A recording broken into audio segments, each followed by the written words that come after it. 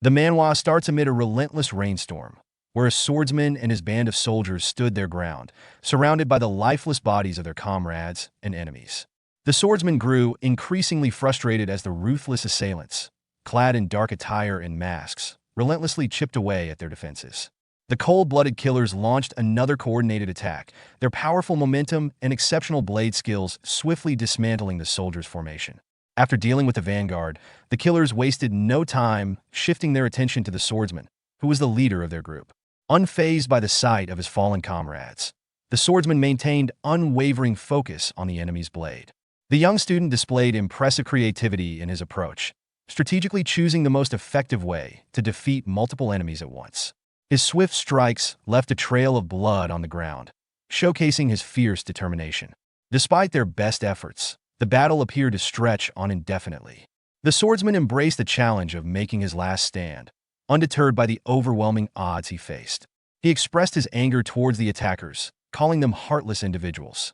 The swordsman had planned to engage in transactions with the area's influential military and economic leaders, but the circumstances had unexpectedly become perilous. They had made an agreement, only for him to be deceived, both literally and metaphorically. Regardless, the swordsman was determined to defend his master in the carriage, no matter what, even if it meant giving up his own life. The young leader inspired his remaining comrades, encouraging them to persevere with all their might, promising them that assistance was imminent. The culprit, on the other hand, had foreseen this turn of events and had arranged a malevolent surprise. The supposed reinforcement unit, intended to assist them in battle, had already been ruthlessly annihilated. The severed heads were collected as a somber reminder of the challenging situation faced by the main forces. The swordsman was left questioning the state of the world after witnessing the brutal annihilation of the cavalry by an incredibly powerful man. As an approaching banner came into view, the true gravity of their predicament became increasingly evident and incredibly frightening. The Myram Alliance leader, the legendary first heaven-piercing sword, Dam Chunha, had joined the battle. Upon observing the desolate battlefield, he couldn't help but recognize the impressive might of the Ice Pavilion, astonished by their resilience in withstanding the Myram Alliance. The swordsman, with a bold and rebellious spirit, grinned and fired back at the corrupt leader, confidently stating that his cockiness was only possible because the master of the Ice Pavilion was nowhere to be found. Filled with fury, the master assassins could not bear any form of disrespect towards their leader. Speaking out against their lord was considered a serious offense, resulting in severe consequences. Just as things were about to get worse, a figure emerged from the carriage. It was a woman, her face filled with a mix of fear and concern. She passionately urged everyone to take a momentary break, and the swordsman respectfully referred to her as Miss Wayne. She confidently assured him that she would be perfectly okay. Unexpectedly, the Crooked Lord also ordered his death squad to cease their actions, and they obediently followed his command. Amidst the chaotic battlefield, a young girl and a formidable elderly man faced off against each other. Miss Wayne attempted to initiate a conversation with the Lord, but he went on a rant, accusing her of being misled by monkeys and bringing shame to Dam Chunho's reputation. However, he recognized that errors are a part of life and can be pardoned.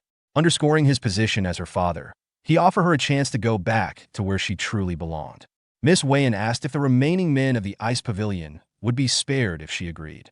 Her father's stern gaze left no room for negotiation. Confronted with this situation, Miss Wayne found herself compelled to offer yet another apology to her demanding father.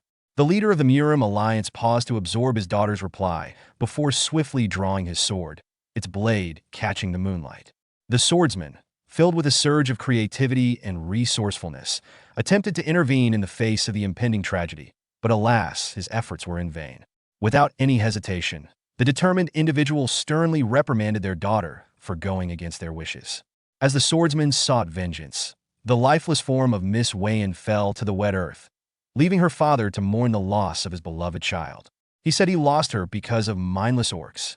With the matter resolved, he made a firm commitment to reclaim the essence of the Central Plains. It was the responsibility of his ruthless soldiers to handle the situation and tidy up the aftermath. The assault acted quickly, eager to spill the blood of the Ice Pavilion. Nevertheless, the swordsman stood confidently, effortlessly dispatching the initial onslaught with his own master technique. With unwavering determination, he rallied his remaining comrades, inspiring them to bravely battle until the very end. After Miss Wayne's passing, Their sole focus shifted towards seeking revenge. The sight of the once lively woman's distressing condition motivated them to confront the culprits with all their might. As Miss Wayan's consciousness faded, her only desire was to return. She had made a commitment to someone, but now it felt like an insurmountable challenge. Maybe in a different existence, she would have the opportunity to fulfill that pledge. In the ice pavilion, the leader of the pavilion, Northern Sea Palace Master Seol Mudok, sat on his throne, deep in thought as he tried to make sense of the reports he had received. The ice pavilion, along with Lord Bai Muyue, who was on a diplomatic mission to negotiate with the Martial Alliance, fell victim to a surprise attack by the Murim Alliance and suffered a devastating defeat. As the messenger repeated the report, Seol Mudok's composure finally broke. A powerful storm erupted from the throne, casting a brilliant light across the room. The messenger and his loyal aides stood in silence, witnessing their master's fury taking shape. Seol Mudok stood up from his throne, driven by a burning desire for revenge. With unwavering determination, he set his sights on the Murim Alliance, determined to eliminate every single member and ensure their complete eradication, no matter the cost. Backed by the formidable combat force of the Northern Sea Palace, the Central Plains were on the brink of witnessing an extraordinary demonstration of power.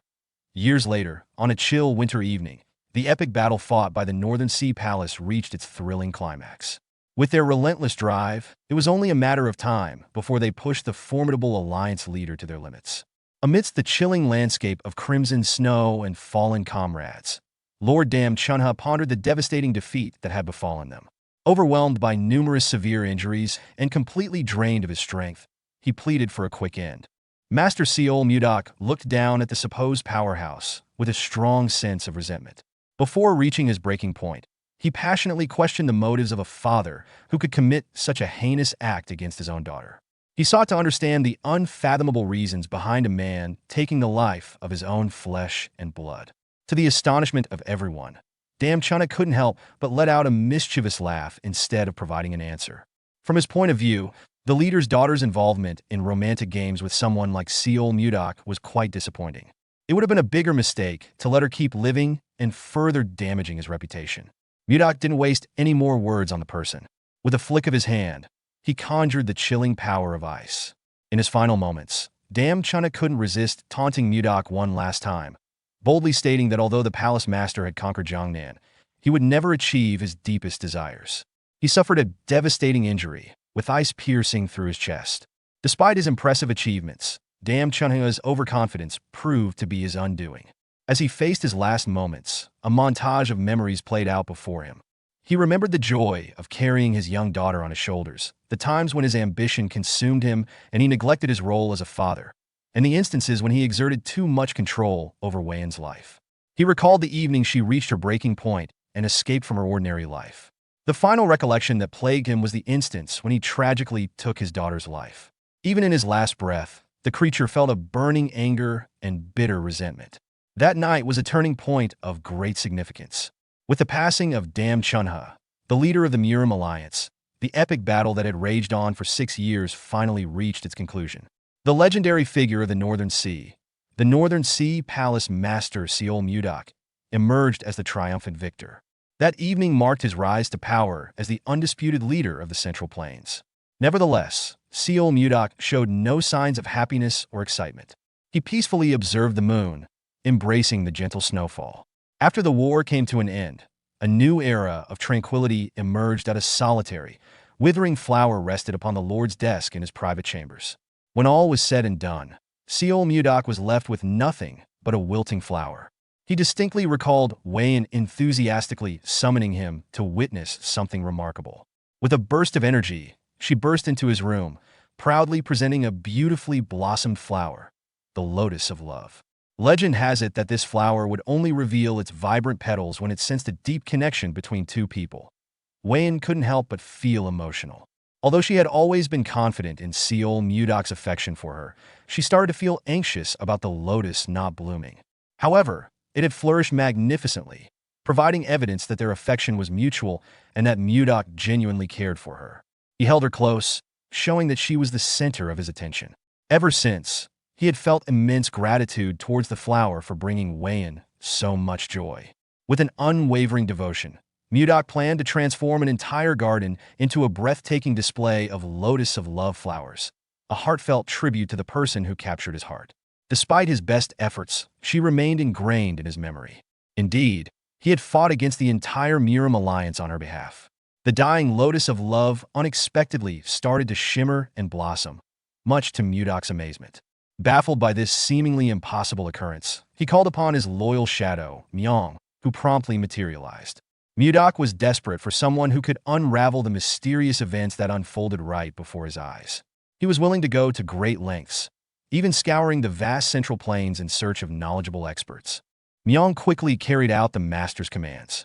After a few days, all the necessary preparations were finished, and a group of individuals was escorted to the Grand Palace. The Manhwa, known for their extensive knowledge, had assembled at the Northern Sea Ice Palace, yet they were unaware of the purpose behind the new superpower's invitation. Their moment of uncertainty quickly dissipated when a powerful voice from above beckoned them to approach. A door swung open, casting a brilliant beam of light upon them. Despite their hesitations, they had no alternative but to move forward. As they stepped outside, the Manhwa were amazed by the incredible sight that unfolded before their eyes. A vibrant garden bursting with an array of beautiful Lotus of Love flowers. Even the most seasoned experts among them had never seen a garden so full of these mythical flowers. Encountering one in a lifetime is a rare occurrence for most individuals. The stems were adorned with an exquisite symbol of love, as if delicately crafted by divine hands, leaving no room for doubt that they were truly the Lotus of Love. The Manhwa were in awe of the impressive cultivation of an uncommon flower in such large quantities. One of the Manhwa asked the others if they liked the flowers, and in their excitement, they almost forgot to inquire about the man's identity. Seol Mudok presented himself as the garden's proprietor, but among the ordinary people, he held the title of the supreme leader of the Central Plains, the most influential figure in the kingdom. He described how their love had brought forth these blossoms, but when she passed away, the first flower withered away as well.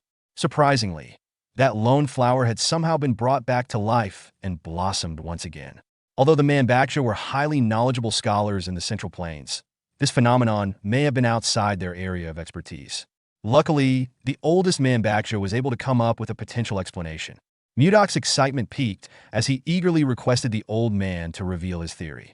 The older individual theorized that this occurrence could be ascribed to an individual undergoing rebirth in a different physical form, commonly known as reincarnation. There was a possibility that the palace master's departed love had found a new life somewhere in the world. Mudok's curiosity and obsession were piqued. The old man insisted that if his theory didn't hold, there could be no other explanation for the second bloom. At last, the palace master had regained a semblance of hope. He had succeeded in entering the Central Plains and unifying the entire region, fulfilling the long-cherished wish of the Northern Sea. But all that had remained was emptiness. Now was the time to remedy that. As the Northern Sea prospered, Mudok's longing for Wayan only grew. The day he lost her, he couldn't find a purpose to continue living aside from the burning hatred against the Muram alliance.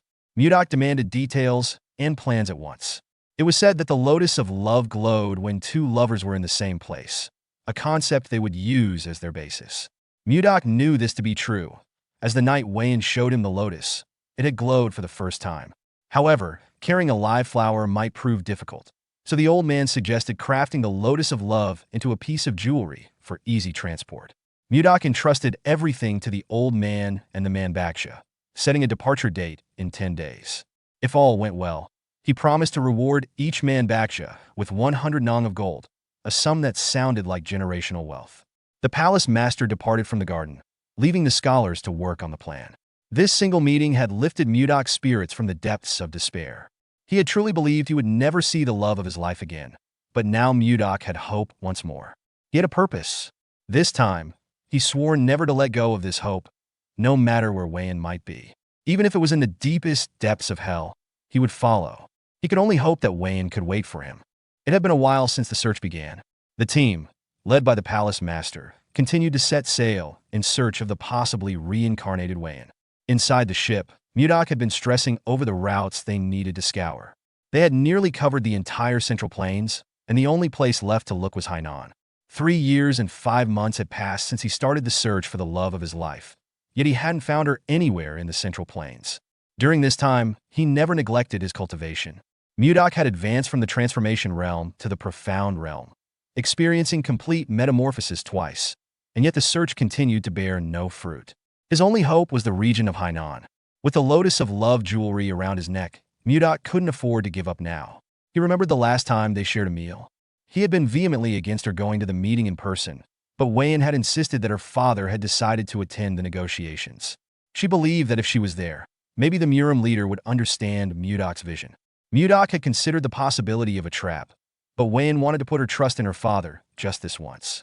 Upon careful consideration, Mudok had sighed and given in, unable to resist Wayan's whims.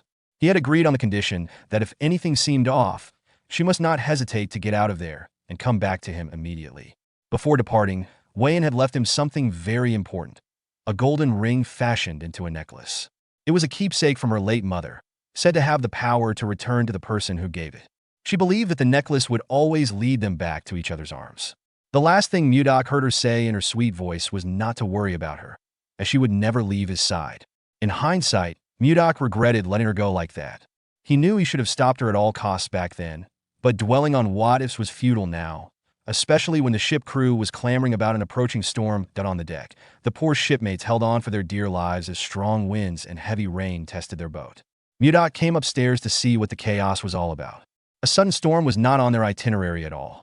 Upon seeing the full view of the storm, even the strongest man in the realm was taken aback.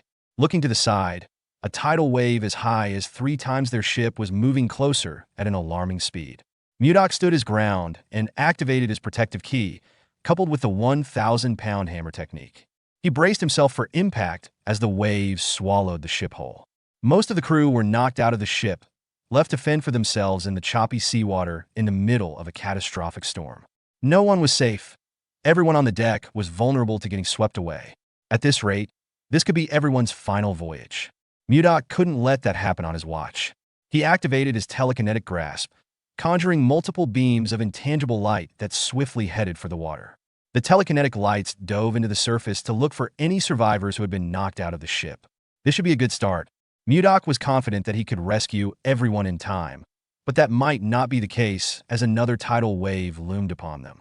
This time, it looked a lot bigger than the last one. The remaining crew were frozen in fear of what was about to come. They couldn't survive something like that wave at all. Mudok reached for his blade. He knew that the ship couldn't take much more of this cursed storm, so there might be only one viable option left. He wanted to use his blade and ice manipulation in conjunction with each other to confront the force of nature directly.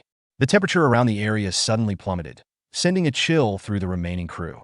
It was only natural, as the Palace Master had a plan to freeze the waves using his freezing ice wind technique. As he prepared his blade for the strike, the Lotus of Love necklace began to emit an unprecedented glow. The brightness of the light was so intense that it cut through the approaching wave with a piercing glow. The attack was abruptly halted when Mudok found himself temporarily blinded by the intense glare of the lights. Being pulled out of the ship, he found himself losing control of his body as he was drawn toward the captivating light in the distance. Following the storm, the ship emerged unscathed, standing strong. The crew was astounded by what they saw. The light was unlike anything they had ever seen before. As the gloomy skies dissipated, a breathtaking tropical paradise unfolded before their eyes, with a stretch of land within reach. As for the Palace Master himself, it seemed that he had also managed to survive the peculiar storm, but when he finally opened his eyes, he appeared to be in a state of utter exhaustion and disarray. As he surveyed his surroundings, he noticed an assortment of luggage and boxes filled with supplies scattered about. He found himself confined within a cramped carriage. How did they even end up in this situation? He recalled battling a tempest out on the open ocean, and in an instant, he found himself in this unfamiliar place. Mudok barely had time to acclimate and orient himself before a piercing scream echoed from outside in the vicinity of the carriage.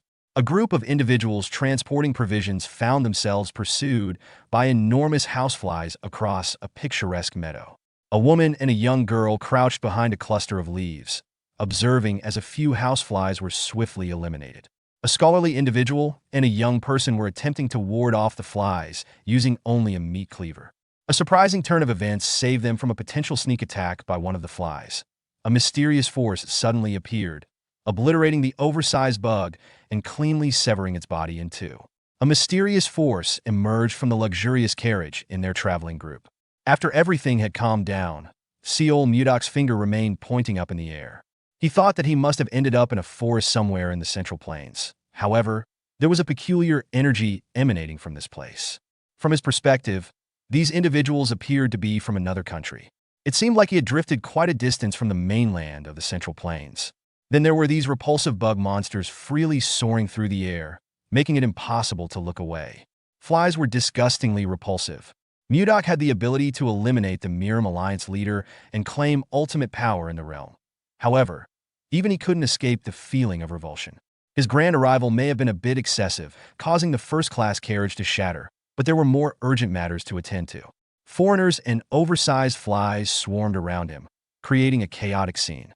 What on earth was going on with his Central Plains? Mudok's lightning-fast reflexes foiled the fly's attempt to catch him off guard with its sudden burst of speed.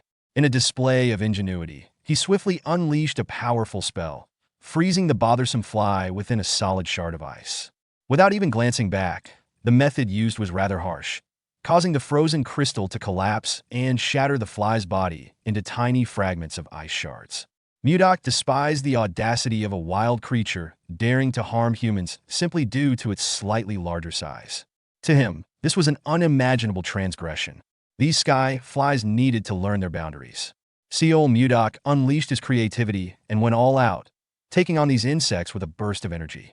His incredible speed and unmatched skill with a blade set him apart from the rest. His method effortlessly preserved numerous creatures simultaneously through the process of freeze-drying. After gracefully wielding his blade, a mesmerizing ice sculpture of flies materialized before their eyes. Finally, he showcased the grand finale of his magnificent white ice palm, a breathtaking display of ice and snow that resembled a dazzling fireworks show. This should be more than sufficient effort for those insignificant pests. The foreigners were amazed by the incredible abilities of this unique individual. It was truly unimaginable that someone could accomplish such a feat after resolving the issues with the bugs. Seol Mudok shifted his attention to the visitors from another country. A senior gentleman approached him, appearing to introduce himself in a courteous manner, but due to the language barrier, it was challenging to comprehend his words. The elderly gentleman graciously expressed his gratitude to Seol Mudok for successfully eliminating the creatures that had assaulted the caravan. Seol Mudok couldn't comprehend the unfamiliar language that the elderly gentleman was using, yet he couldn't help but feel a deep sense of appreciation. He expressed his regret as he struggled to understand the foreigner's words. He attempted to inquire if there was anyone proficient in the language of the Central Plains, but it became evident that no one possessed that skill. To solve this, the elderly gentleman asked for something from the tall, intellectual guy. Mudok persisted in his attempts to communicate with him, but unfortunately, his efforts were met with no success. The elderly gentleman yearned to express his thoughts, yet he found himself unable to even make a single gesture. Handing Mudok the ring in his palm seemed like the most direct approach. As the palace master pondered the purpose of the ring, the old man suddenly emitted a vibrant, radiant glow. With a spark of imagination, he delicately cradled the ring in his hand, infusing it with a spell that would unlock its hidden meanings. To complete the spell, the elderly gentleman struck a pose reminiscent of a magical girl. It was quite an unsettling experience. To say the least, even Mudok would definitely agree with me on this one. Now, he considered the old man to be quite eccentric. The wise elder cleared his throat, and suddenly he spoke a language that Mudok could fully comprehend. I was captivated. The old man had become fluent in the language of the Central Plains thanks to the ring he possessed. Now that they were able to communicate, the elderly gentleman introduced himself again, this time as Edmund Roll, the esteemed leader of the Roll Merchant Association. He wanted to express his appreciation to Mudok for rescuing their modest merchant association. He was curious about the name of their savior and wanted to ask this incredible mystical warrior. Curious and imaginative, Mudok was intrigued by the concept of a magic swordsman and willingly shared his name. Edmund was completely taken aback by the surprising news. Can you believe this person doesn't even know what a magic swordsman is? Mudok is a true master of combining swordsmanship and magic, embodying the essence of a magic swordsman. It's pretty clear my friend Mudok was completely clueless about the concept of magic. Now, Edmund was feeling extremely overwhelmed. This mysterious individual with silver hair had just demonstrated a mesmerizing display of ice manipulation in front of a captivated audience. However, to everyone's surprise, he professed to have no knowledge of the mystical arts. It's quite intriguing, the palace master thought. He despised being left with unanswered questions. Seol Mudok was growing increasingly frustrated as Edmund struggled to articulate these fundamental ideas. If it weren't for Mudok approaching him with ice magic in hand, demanding answers, he might have stood there pondering indefinitely. Edmund was certain that the person they were dealing with was completely insane. The elderly gentleman entered the room since this Mudok individual was unaware. They would simply explain in straightforward language before becoming extremely upset and going on an intense rampage. Ultimately, Edmund had no choice but to provide an explanation for this unfamiliar notion of magic. They chatted until the sun set.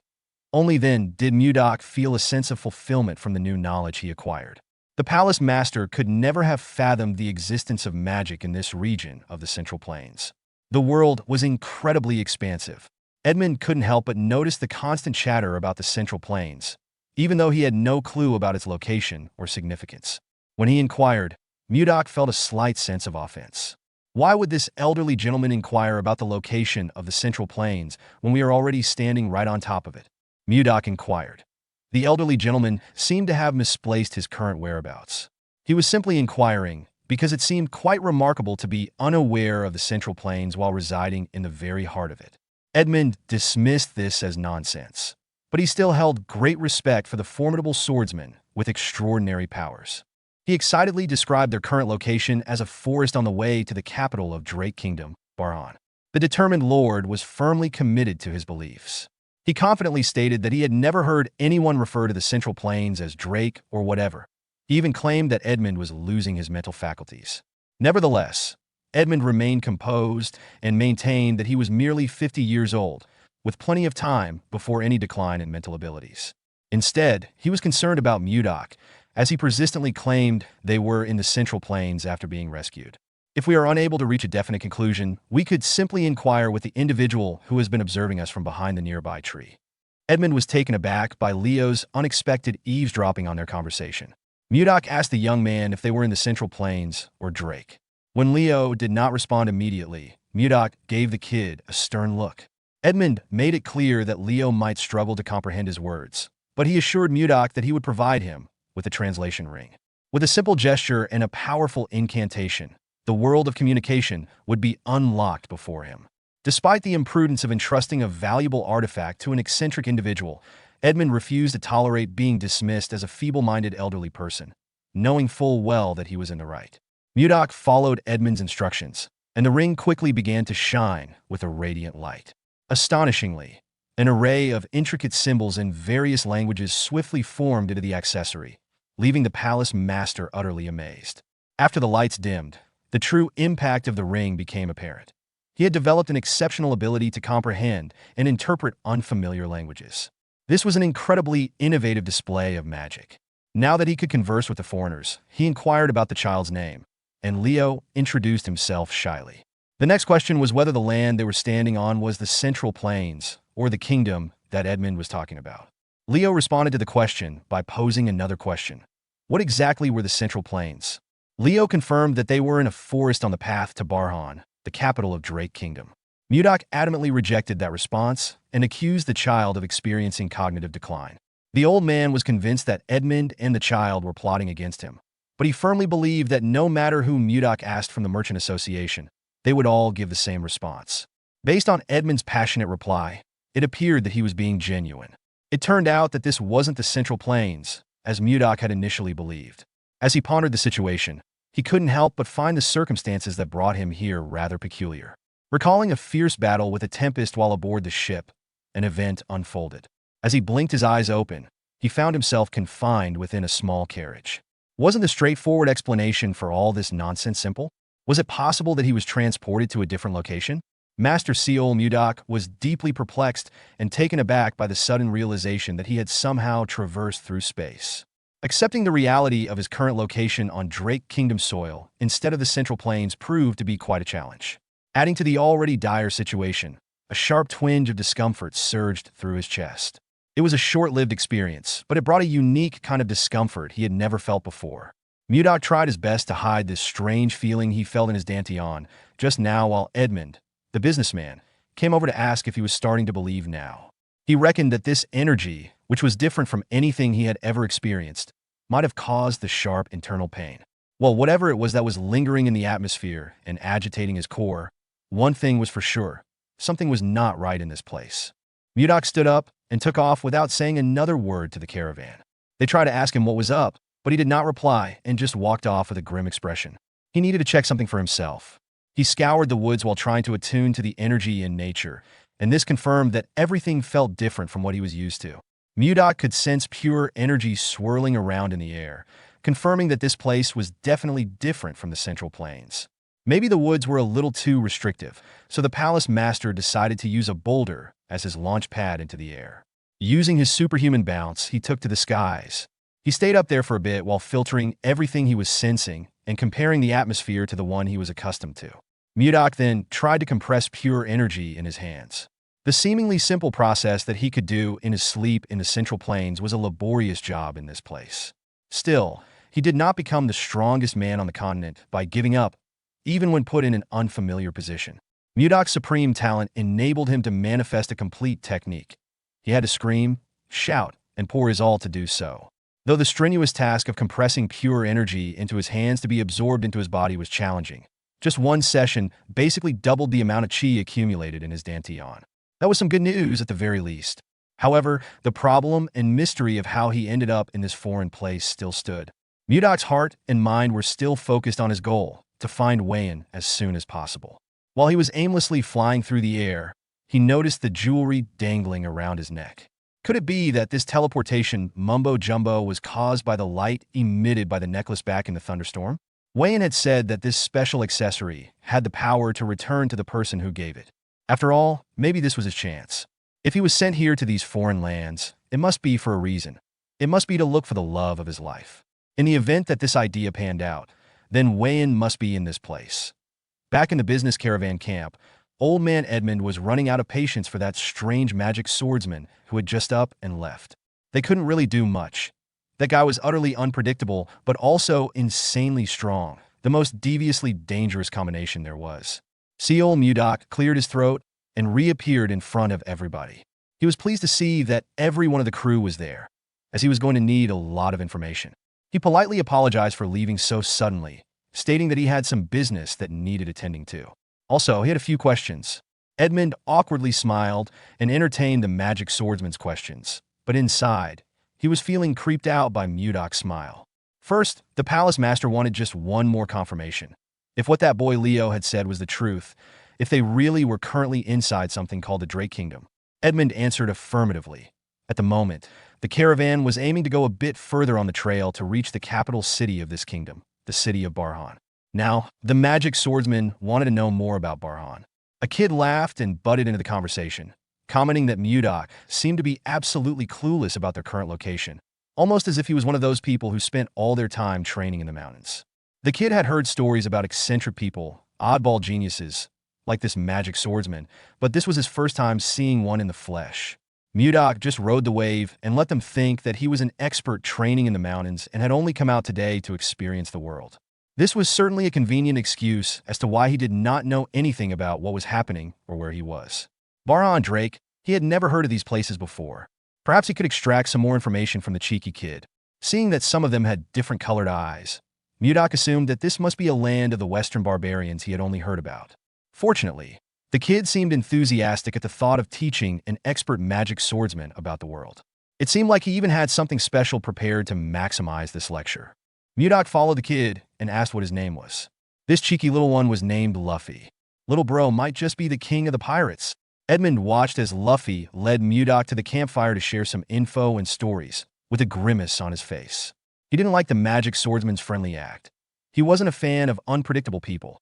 That night, Luffy brought out a detailed continental map, and Mudok started learning about this place and the language the people used. As unbelievable as it was, as the lecture continued, he realized that this place was not a foreign land at all, but an entirely different world instead. The lay of the land was oddly shaped, to say the least, and the writing differed from any of the systems and dialects from the Central Plains.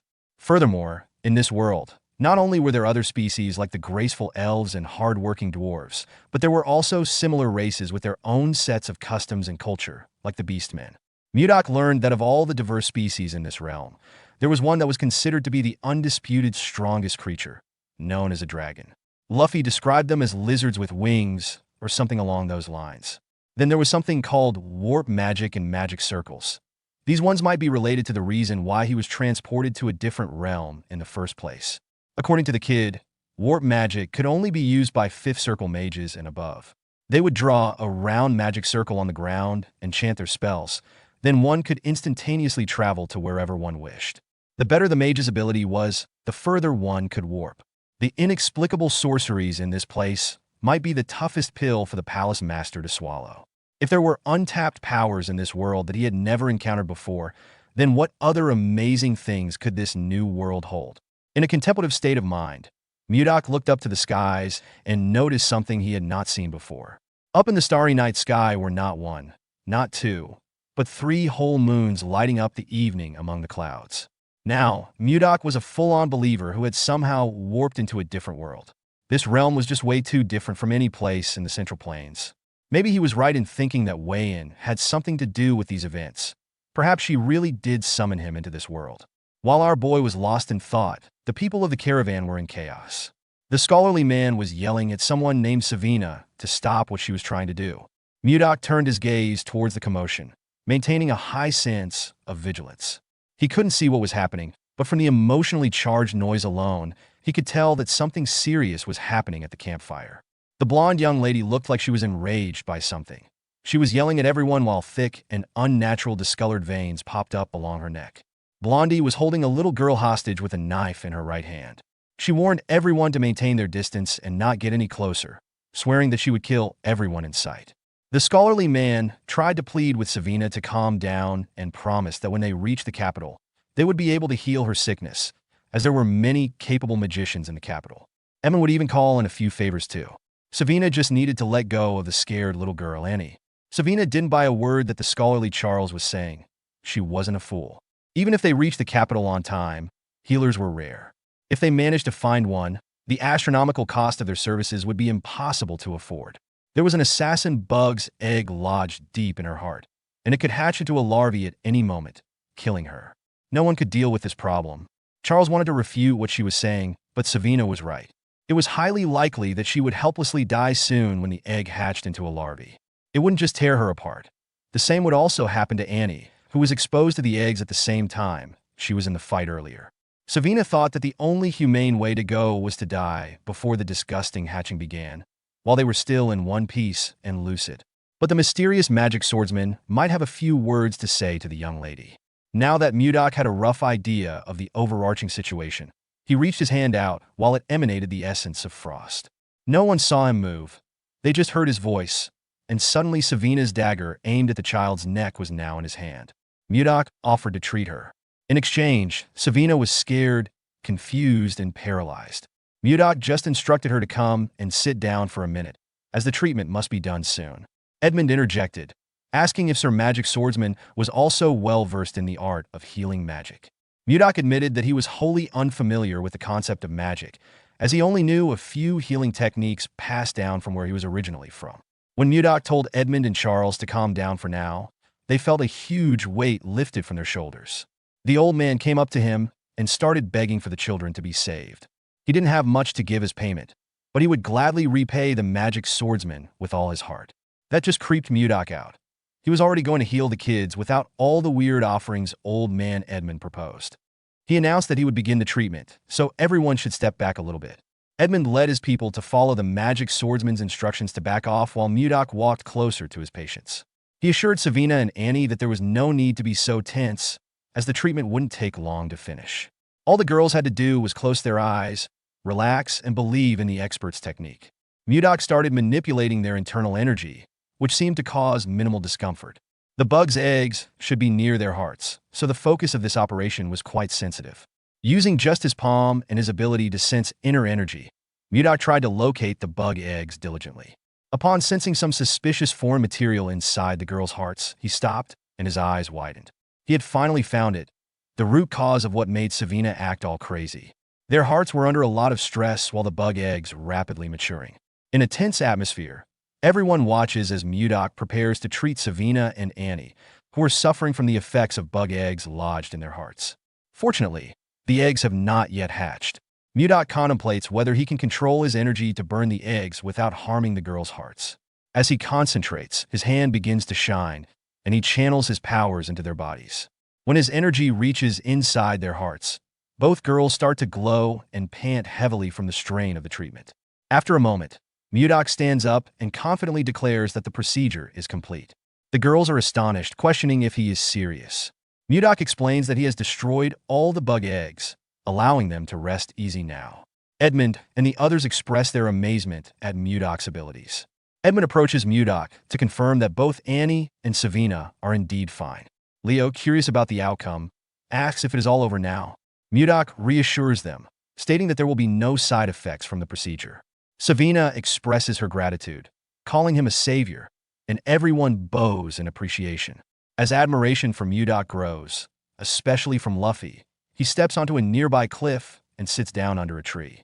Feeling the weight of the day, he touches his necklace, feeling a deeper longing for Wayne. He gazes up at the 3 moons in the sky, wishing for a reunion. The next morning, carriages make their way toward the kingdom, with Edmund leading the exhausted group. He complains about the scorching weather. Luffy offers him some water, to which Mudok gratefully responds. Observing the water's warm temperature, Mudok decides to cool it down by releasing a bit of cold energy. After some effort, he manages to make the water colder and drinks it eagerly. Luffy comments on the intense heat of the day and checks in on Mudok, asking if he's doing all right. Mudok replies that he's managing, saying it's better than before. Luffy then notices a strange sound coming from his water bottle. Mudok, with a playful gesture, touches Luffy's face with the bottle, surprising him by revealing that it's cold. Astonished, Luffy asks why the bottle is so cold. Mudok advises him to drink it, and Luffy begins to gulp down the chilled water. As the cold liquid runs down his throat, Luffy wonders if it's like drinking ice, feeling a refreshing splash of cold throughout his body. Mudok, smiling, asks if the water is refreshing. Luffy, delighted by the experience, asks if Mudok could also freeze his own water bottle, his eyes sparkling with excitement. Mudok, having appreciated Luffy's help earlier, agrees to his request. He uses his powers to chill Luffy's bottle and, after a short while, announces that it's done.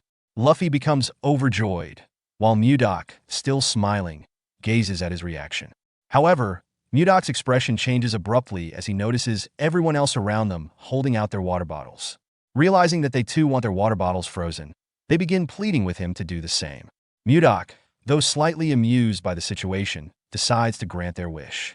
After using his powers again, everyone is seen joyfully sipping cold water from their bottles, all with sparkles in their eyes. Mudok smirks, thinking to himself that while it wasn't difficult to grant their requests, this might open the door to further demands. At this point, Edmund taps Charles on the shoulder, asking what's going on. Charles turns around to find Edmund behind him, who is also confused and asks someone to explain the situation. Luffy informs Edmund that the magic swordsman Mudok made him some ice water, and the others saw it too. Surprised, Edmund asks what ice water Luffy is referring to. Sweating profusely from the heat, Edmund hurries over to Mudok, who notices his condition and asks what's wrong. Without hesitation, Edmund sits in front of him, takes out his own water bottle, and requests some ice water as well. Mudok, a bit puzzled, agrees and tells Edmund to pass him the bottle. As Mudok cools the water, he reflects that staying with the caravan to learn more about this place could be beneficial, especially now that he has solved the language barrier. Offering ice water seems like a simple enough task. After a moment, Edmund starts gulping the chilled water, thanking Mudok. But soon, Edmund begins to feel something strange and questions Mudok on how he created the ice. Mudok, confused by the inquiry, asks if something is wrong. Edmund, with a serious face and sparkles in his eyes, responds with enthusiasm, stating that the ice is absolutely perfect. He explains that he has tried all the ice available on the continent, but none compare to the quality of this ice, which he finds truly extraordinary. Mudok is perplexed, asking how the ice could taste different, as he simply froze the water. Edmund clarifies that when mages create ice using the cold attribute of mana, impurities from the mana often get mixed into the ice, affecting its taste. Each mage has a unique mana signature, so creating pure ice is rare and difficult. However, the ice Mudok created was exceptionally pure, which is why it tasted so good. Realizing this, Mudok now understands why everyone reacted so enthusiastically to something as simple as ice. He almost feels pity for them, but, in a good mood, decides to make more ice for the group. As he prepares to activate his powers again, Edmund interrupts him, raising his hand toward the sky. Curious, Mudok asks what's going on. Edmund then tells him that he has a proposal for him. A few days later, Charles directs the others to hold something tightly and bring it to the back of the store. Mudok, using his power, freezes water in buckets, turning it into ice, much to the applause of everyone around. They commend him for his ability, calling him Sir Magic Swordsman. As he hears someone shouting to move faster, Mudok becomes curious and asks Edmund what's going on. Edmund reveals that he plans to revive his merchant association by selling the ice Mudok creates. Mudok reflects on this, realizing that Edmund's praise for the ice and his insistence on him being a mage were all part of a hidden agenda. He recalls Edmund mentioning that the arrogant Fourth Circle mages produce poor quality ice, which opens a niche market for high-quality ice like Mudok's. Mudok, understanding that Edmund just wants to revive his struggling business without any ill intentions, considers negotiating terms for this new partnership, as he doesn't want to work for free. Mudok proposes a 70-30 profit split, with 70% going to him for making the ice and 30% to Edmund for selling it. Edmund is surprised and asks for clarification. Mudok explains that since he's the one creating the ice, he should get the larger share. Edmund thinks about it and, recognizing that the ice will sell well, doesn't find the offer bad. However, he tries to negotiate further, pointing out that selling the ice will require wagons, workers to transport it, and mages to prevent it from melting, which adds to the upfront costs. Mudok, smiling, agrees to adjust the profit split to 60-40. Edmund, taken aback by Mudok's quick agreement, accepts the offer and suggests drafting a contract. Mudok reflects that he agreed to the negotiation because it seems like a good opportunity to learn more about the world, but the business quickly booms beyond expectations. Suddenly, Charles bursts into the room, panting and urgently calling for Sir Edmund. He tells him that he needs to come outside immediately. Domak and Edmund become curious after seeing Charles, wondering what is going on outside the store. They notice a large crowd gathered, shouting and demanding some ice, claiming they know the ice candy is from the store. One of the men introduces himself as Arnold from Narrow City, stating he came to do business with the Roll Merchant Association. Edmund tries to calm the crowd, instructing everyone to form a line, but they don't seem to listen. Suddenly, a voice echoes, calling for silence, and everyone quiets down. A girl wonders if the voice is in her head. Edmund looks back and remarks, Sir Magic Swordsman. Mudok arrives and requests that everyone remain quiet in the store. His eyes glow, and he warns that if it gets noisy again, everyone will be put out without exception. The crowd, startled, flinches and responds, yes. Edmund explains to the crowd that their merchant association only sells in bulk. If they came to purchase a small amount, he apologizes, but they will have to leave. They might sell smaller quantities in the future, but it's not possible right now. The crowd becomes worried, with one girl questioning if they came all this way for nothing. A man pleads for just a small amount, but Mudok stares at them, terrifying the crowd into leaving, muttering about their wasted trip. Mudok smiles and remarks, off they go. Edmund then addresses the remaining people, asking them to line up. A man introduces himself as being from the Meiji Merchant Association. Another introduces himself as Benjamin Butler of the Count Slave family, and another from the Arista family. Edmund is pleased, reflecting on their good fortune. The Meiji Merchant Association is one of the top 10 on the continent, and they now have the kingdom's prestigious Count Slave family and other noble families involved. Edmund knew they could make a lot of money, but he hadn't expected to be this lucky. He realizes that all this success is thanks to Sir Magic Swordsman. Without him, the Merchant Association wouldn't have had this opportunity to revive itself. Edmund notices Mudok yawning and suggests that he take a break now that the busiest part of the day is over. Mudok asks if everything is under control, and Edmund confirms that he can handle the rest. Waving his hand, Mudok acknowledges this and wishes Edmund good luck as he leaves. Edmund watches him leave and reflects. Although he feels sorry for Sir Magic Swordsman, he has his reasons for reviving this merchant association, to avenge his parents and siblings who died unjustly. To fully revive the merchant association and use the role of the merchant association to take revenge on Duke Icarus, who ruined them using the Akasa Merchant Association, he will never give up. So please cooperate with him until then, Sir Magic Swordsman. When he succeeds, he will definitely repay him. Once alone, Mudok prepares for bed, feeling grateful for the hard work he has put in and the financial success he's experienced, which has been steady.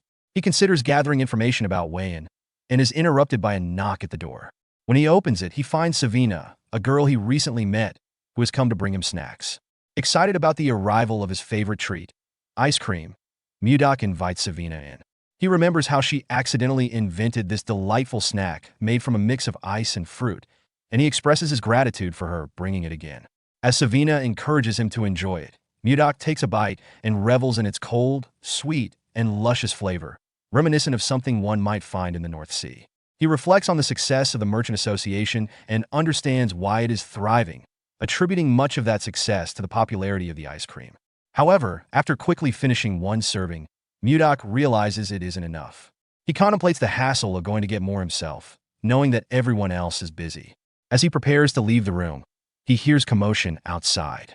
Peering out, he sees Savina trying to manage a group of people who are causing a disturbance.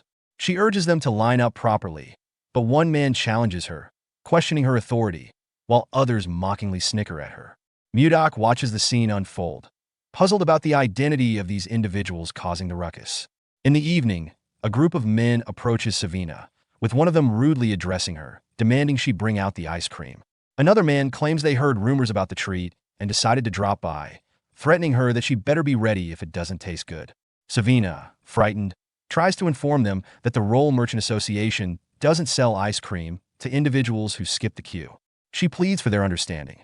The lead man becomes furious at her response, angrily questioning why she expects nobles to line up like commoners. He expresses his disdain for being in the same vicinity as the mere peasants and accuses her of having a death wish. Meanwhile, Mudok arrives on the scene, silently listening to the escalating confrontation. Savina, despite her fear, stands her ground and asserts that she won't serve the ice cream to nobles just because of their status. The angry man interprets her response as defiance and threatens her, suggesting she might regret her stance. Savina remains confident, thinking that even if things go awry, Mudok will come to her aid. As the tension heightens, the man draws his sword, threatening Savina. She stands firm, but the man warns her that she's provoking danger. Just as the situation seems dire, another man intervenes, calling the lead man by name and advising him against acting rashly, questioning if he really wants to lower his dignity. The lead man, named Samuel, seems surprised and apologizes, while Savina is startled by the sudden shift in the confrontation. The intervening man approaches Savina and expresses his eagerness to try the ice cream, but his piercing golden gaze sends a chill through her, causing her to tremble. As he presses her to hurry and bring out the ice cream, she feels increasingly scared and requests that he wait, hoping for a resolution to the conflict. As the tension escalates, Edmund steps into the scene, asserting that the Roll Merchant Association does not sell ice cream to those who cut in line. He questions Savina, reminding her of the rules, to which she apologizes. Mudok observes the situation and believes it seems like there is something between them for him to have such a strong reaction. Edmund then firmly instructs the nobles to leave, expressing that he cannot tolerate any further disregard for the merchant rules. Samuel, one of the nobles, becomes enraged at this perceived insult, declaring it outrageous for Edmund to challenge a noble's authority. Edmund clarifies that the refusal to sell ice cream isn't solely due to their cutting in line. He implies there's a deeper issue at play. When a noble in the crowd asks for clarification, Edmund suggests they inquire about Duke Icarus directly. This mention confuses the crowd, who are uncertain about the Duke's involvement. Suddenly, a noble steps forward, demanding to know how Edmund knows his father, Duke Icarus. Edmund is momentarily speechless, and the noble recognizes him, exclaiming that he must be one of the survivors from the Roll Merchant Association. As the noble smirks, the other nobles visibly flinch, recalling the dangerous demeanor that mirrors Justin. Justin then draws his sword, declaring that for the crime of insulting a noble, Edmund will pay with his life. He raises the sword, preparing to attack. In this moment of impending doom, Edmund, frustrated by his inability to avenge his family, closes his eyes, mentally preparing himself for death, feeling helpless in the face of such hostility.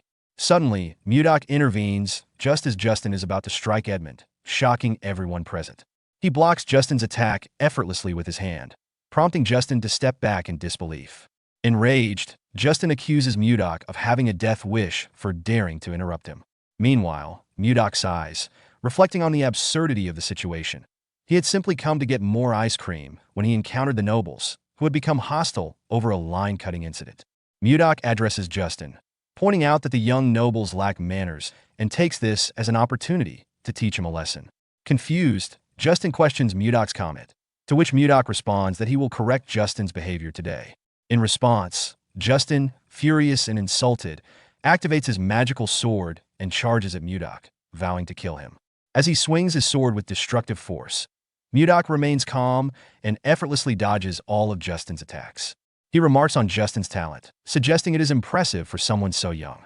However, Mudok emphasizes that no matter how many times Justin strikes, he will not land a hit. Mudok explains that righteousness should be accompanied by reason and harmony, asserting that Justin's actions reflect poorly on nobles as a whole. Despite Justin's aggression, Mudok decides to be magnanimous, choosing to adjust Justin's manners rather than retaliate with violence. Justin's anger escalates as he calls Mudok a bastard, questioning how he dares to speak to a noble in such a manner.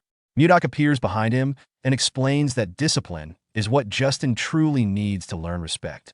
This statement takes Justin aback, and Mudok reflects on his actions and remind himself of the teachings from the Central Plains. His attachment to Wayan has made him forget the realities of the world, and he realizes that all truths ultimately come down to him. Determined to assert his dominance, Justin decides to use his skill called Survival of the Fittest, Formless Chi. He launches an attack, but Mudok easily counters it. In his attempt to dodge Mudok's blow, Justin fails and finds a hole in his wrist, causing him to scream in pain as he collapses to the ground, frightened and vulnerable. As Mudok looks at Justin, Edmund appears behind him, astonished and asking what had just transpired. The other nobles watch in terror as Mudok approaches, warning him to stop, claiming they will cut him down if he comes any closer. Undeterred, Mudok continues toward them and asks Justin why he insists on getting up when he could have remained down.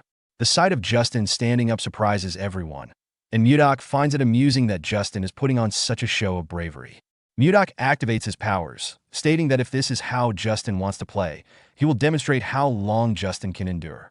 The fight turns brutal, and Justin suffers severe beatings, leaving the other nobles in terror as they witness his deteriorating state. One of the nobles rushes to Justin's side, asking if he is okay and urging him to snap out of it.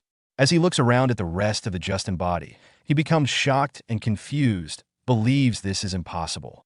Charles watches the confrontation with a look of confusion, sensing the escalating tension between Mudok and Justin. Mudok contemplates that although he is only using the strength of a first-rate martial artist, Justin seems weaker than he anticipated. He debates whether to stop, realizing he doesn't have a complete understanding of this place and should avoid killing indiscriminately.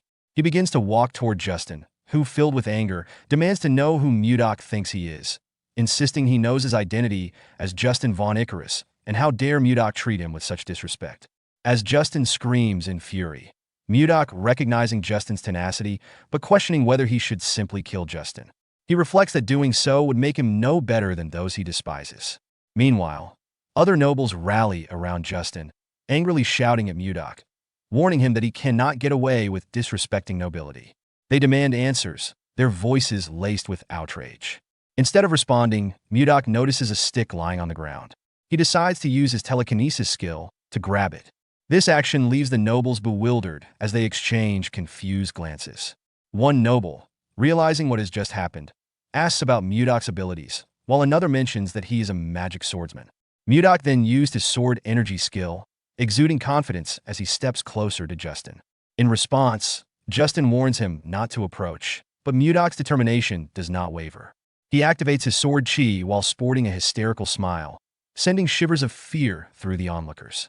Mudok raises the stick triumphantly, taunting the nobles and declaring that they should come at him. He likens the stick to a club, saying it's the best remedy for their behavior. With a maniacal laugh, he begins to swing the stick, attacking the nobles, who scream in terror as they attempt to escape his wrath. The scene transitions to night, where the nobles are left in a state of disarray and injury, a testament to Mudok's overwhelming strength. Amidst the chaos, Justin, bruised and battered, admits that he was wrong and pleads for Mudok to stop. Another noble echoes his sentiments, acknowledging their mistakes. Samuel, visibly shaken, requests Mudok's forgiveness, assuring him that they won't repeat their offenses. However, Mudok places his stick to the ground, teasingly claiming he cannot hear what they are saying as the nobles shiver in fear. Frustrated, Justin's anger simmers beneath the surface, and he vows to take revenge, imagining taking Mudok's head and trampling on it. In a louder voice, he again asserts that he was wrong and promises never to make the same mistake again. Mudok smirks, knowing that a good beating is often the best lesson, regardless of where one is. He warns them to be careful moving forward, solidifying his authority. Edmund and Charles, witnessing the entire ordeal, are filled with gratitude and relief, their eyes brimming with tears as they thank Mudok for his intervention. The next morning at the castle, a meeting is convened, with Count Slave leading the discussion. He informs the assembly that they recently received a report from an informant positioned within the Serbia kingdom. King Tomalova III prompts him to elaborate, and Count Slave details the situation in the northern region of Blackstone, which all kingdoms have successfully reclaimed. He adds that the Heathen Kingdom is making efforts to develop land beyond the Sahara Desert. Duke Sergio von Icarus expresses skepticism about the feasibility of this plan, pointing out the dangers posed by monsters that inhabit the Sahara. Count Slave acknowledges the risks, but suspects that a figure named Anios may have mitigated those dangers. This revelation surprises the king, prompting Count Crash to sweat nervously as he questions the reliability of this information. Count Slave confirms its validity. Baron Arista interjects, asking for clarification about who Anios is. The king recalls hearing that Anios, one of the 10 swordsmen of the continent, has rejected numerous monetary offers and instead roams the continent without allegiance to any faction. Count Crash speculates whether Anios might have fallen in love, which leaves Count Slave momentarily speechless before admitting that this seems to be the case. This revelation piques interest, leading Count Crash to ask for more details.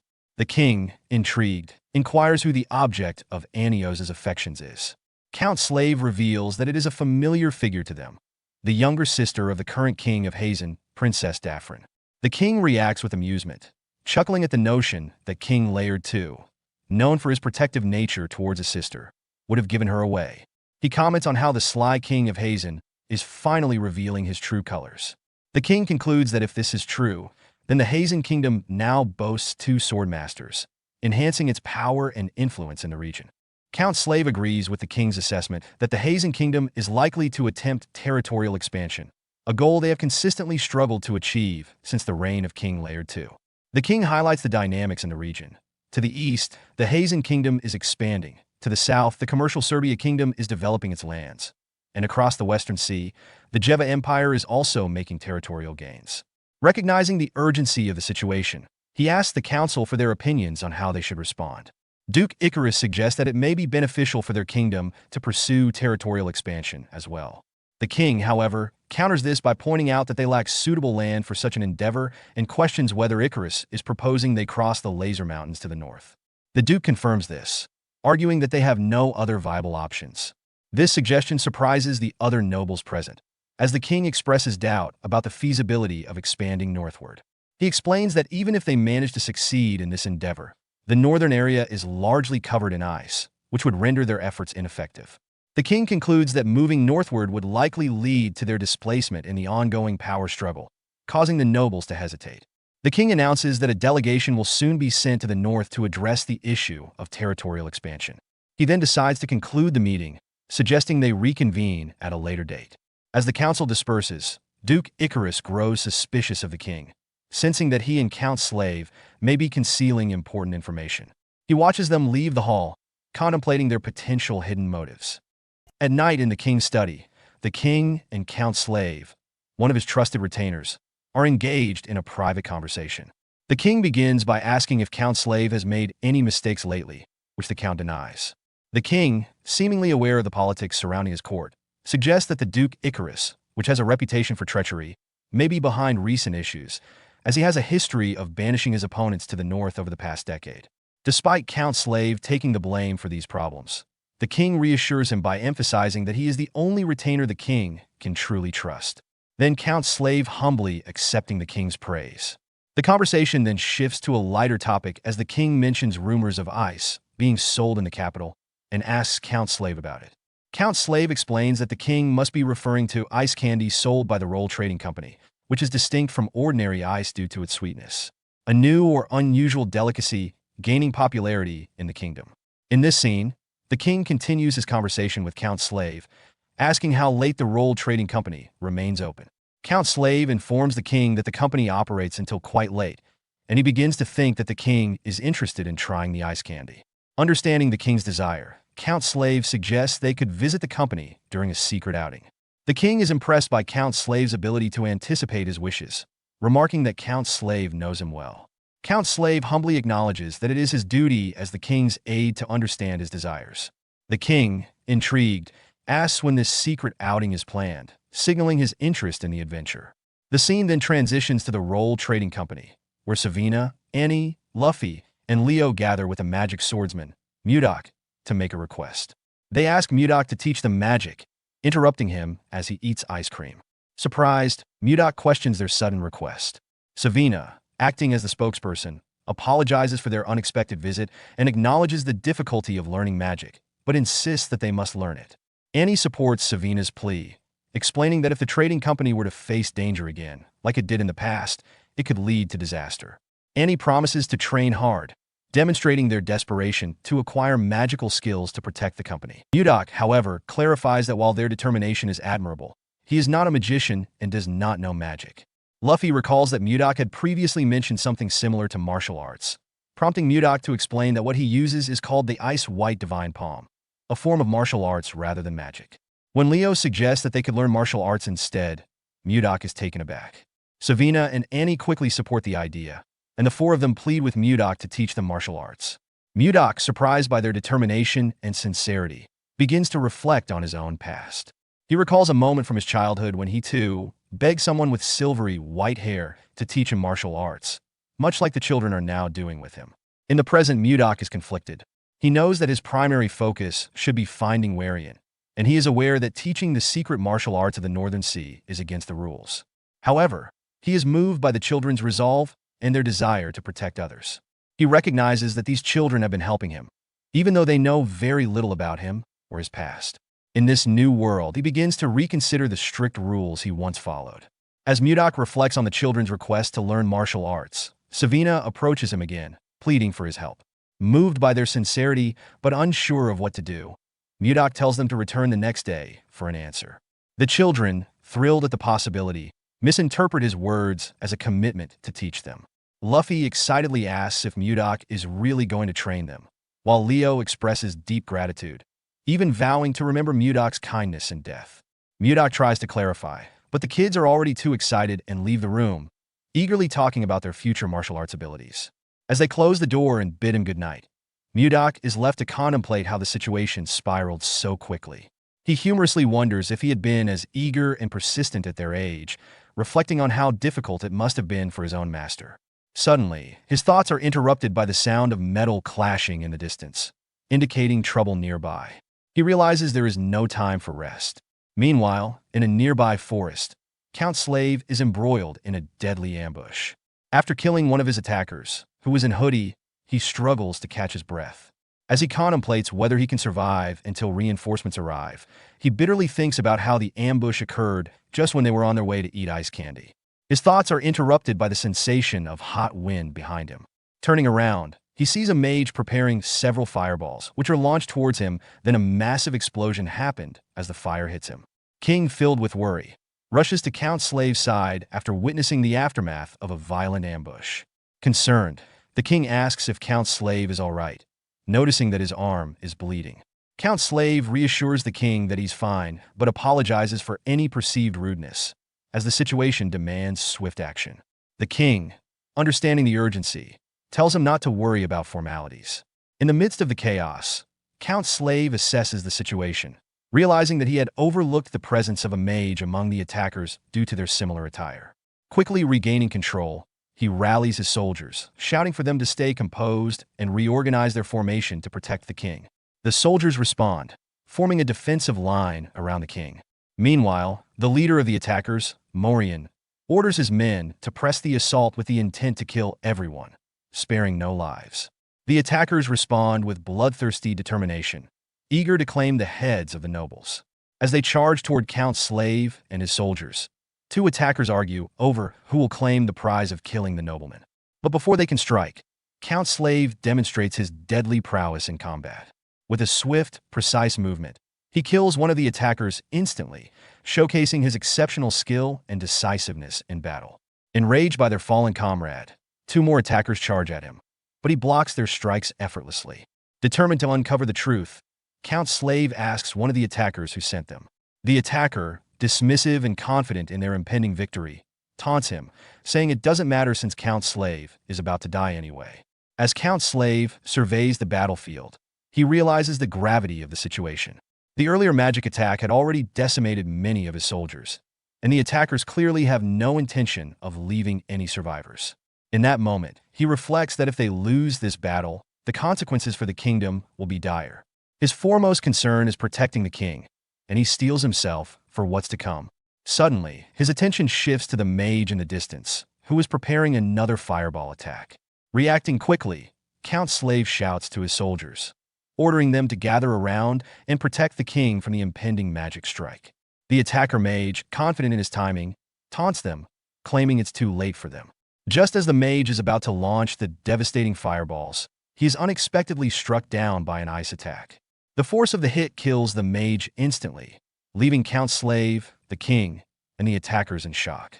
Morian, the leader of the attackers, furious at the sudden turn of events, demands to know who is responsible for the unexpected ice strike. The attacker's question is soon answered as Mudok reveals himself, standing atop a tree branch nearby. With a playful laugh, Mudok casually remarks, "He has been caught?" In a swift and dramatic turn of events, Mudok vanishes from the tree branch and reappears behind Morian, the leader of the attackers, knocking out one of Morian's subordinates with ease. Mudok then casually addresses Morian, saying, "It's been a while since he wished to see the moon, but it was so loud here that he had to come." Morian, taken aback, quickly turns to face Mudok. As he processes the situation, he realizes that Mudok's ability to appear behind him without detection indicates he is no ordinary opponent.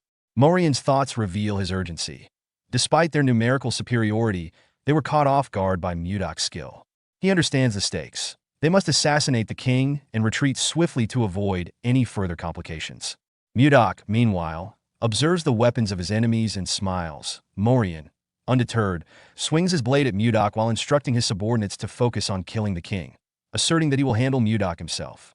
With remarkable ease, Mudok blocks Morian's attack with his own sword, demonstrating his superior skill. He then remarks on the variety of swords he has encountered. Mudok alludes to the Sullen, a weapon associated with the Northern Sea Ice Palace. He invites Morian to engage him with more power.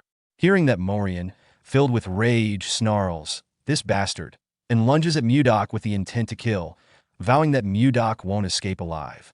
Mudok, unfazed and seemingly enjoying the confrontation, smiles and encourages Morian to unleash all his fury, saying how exhilarating. "Yes, let everything out." Despite Morian's aggression, Mudok easily blocks his attacks, demonstrating his superior skill and composure.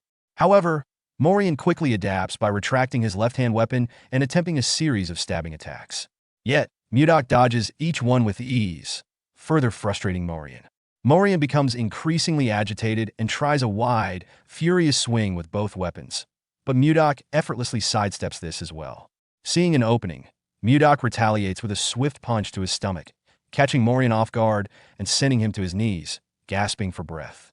With Morian momentarily vulnerable, Mudok assumes a fighting stance and launches into a series of attacks with his sword. The first two strikes are barely deflected by Morian, leaving him exposed for Mudok's next move. Seizing the opportunity, Mudok grabs Morian's face and forcefully smashes it into the ground, laughing in a mix of triumph and mockery. As the fight reaches this fever pitch, rain begins to pour from the sky, adding a dramatic effect to the already intense atmosphere. The scene shifts to the king, who watches the confrontation with concern and confusion. He turns to Count Slave, asking, "Just what is this?" Count Slave, recognizing the need for caution in the midst of the chaos, urges the king to step back for his safety. In a tense confrontation, King expresses his belief in a Mudok potential to save the kingdom. Count Slave, seemingly bewildered, seeks clarification on the king's cryptic statement. Meanwhile, attackers, who had previously ambushed, begin to worry about Captain Morian and the skill of Mudok, speculating whether he might be a master swordsman. As the atmosphere grows more charged, Mudok approaches the attackers, visibly angry and filled with indignation. His rage stems from a trivial yet personal grievance. His ice cream melted due to the rain, which he attributes to the attackers' interference. His outburst confuses the attackers, who struggle to understand how his melted ice cream relates to their confrontation. Mudok, still fuming, threatens the attackers, asserting that he will demonstrate the power of his anger, especially one ignited by something as trivial as ice cream. He declares that he will count to 3, implying that significant consequences will follow for those who remain after his countdown. Unfazed, the attackers respond dismissively, convinced they can easily overwhelm Mudok. They prepare to strike, eager to silence him and assert their dominance. As Mudok begins his countdown, they charge at him, determined to prevent any further complaints from him. As the attacker strikes poised to land, he reached the climax of his countdown. In a swift and unexpected maneuver, Mudok activated his protective chi, conjuring a shimmering barrier that enveloped him, effectively blocking the incoming attacks with ease. Seizing the moment, Mudok channeled his chi into his sword, channeling it into his weapon. With a fierce determination, he took a fighting stance and unleashed a brutal counterattack, proclaiming, "Don't say that his sword is a merciless one."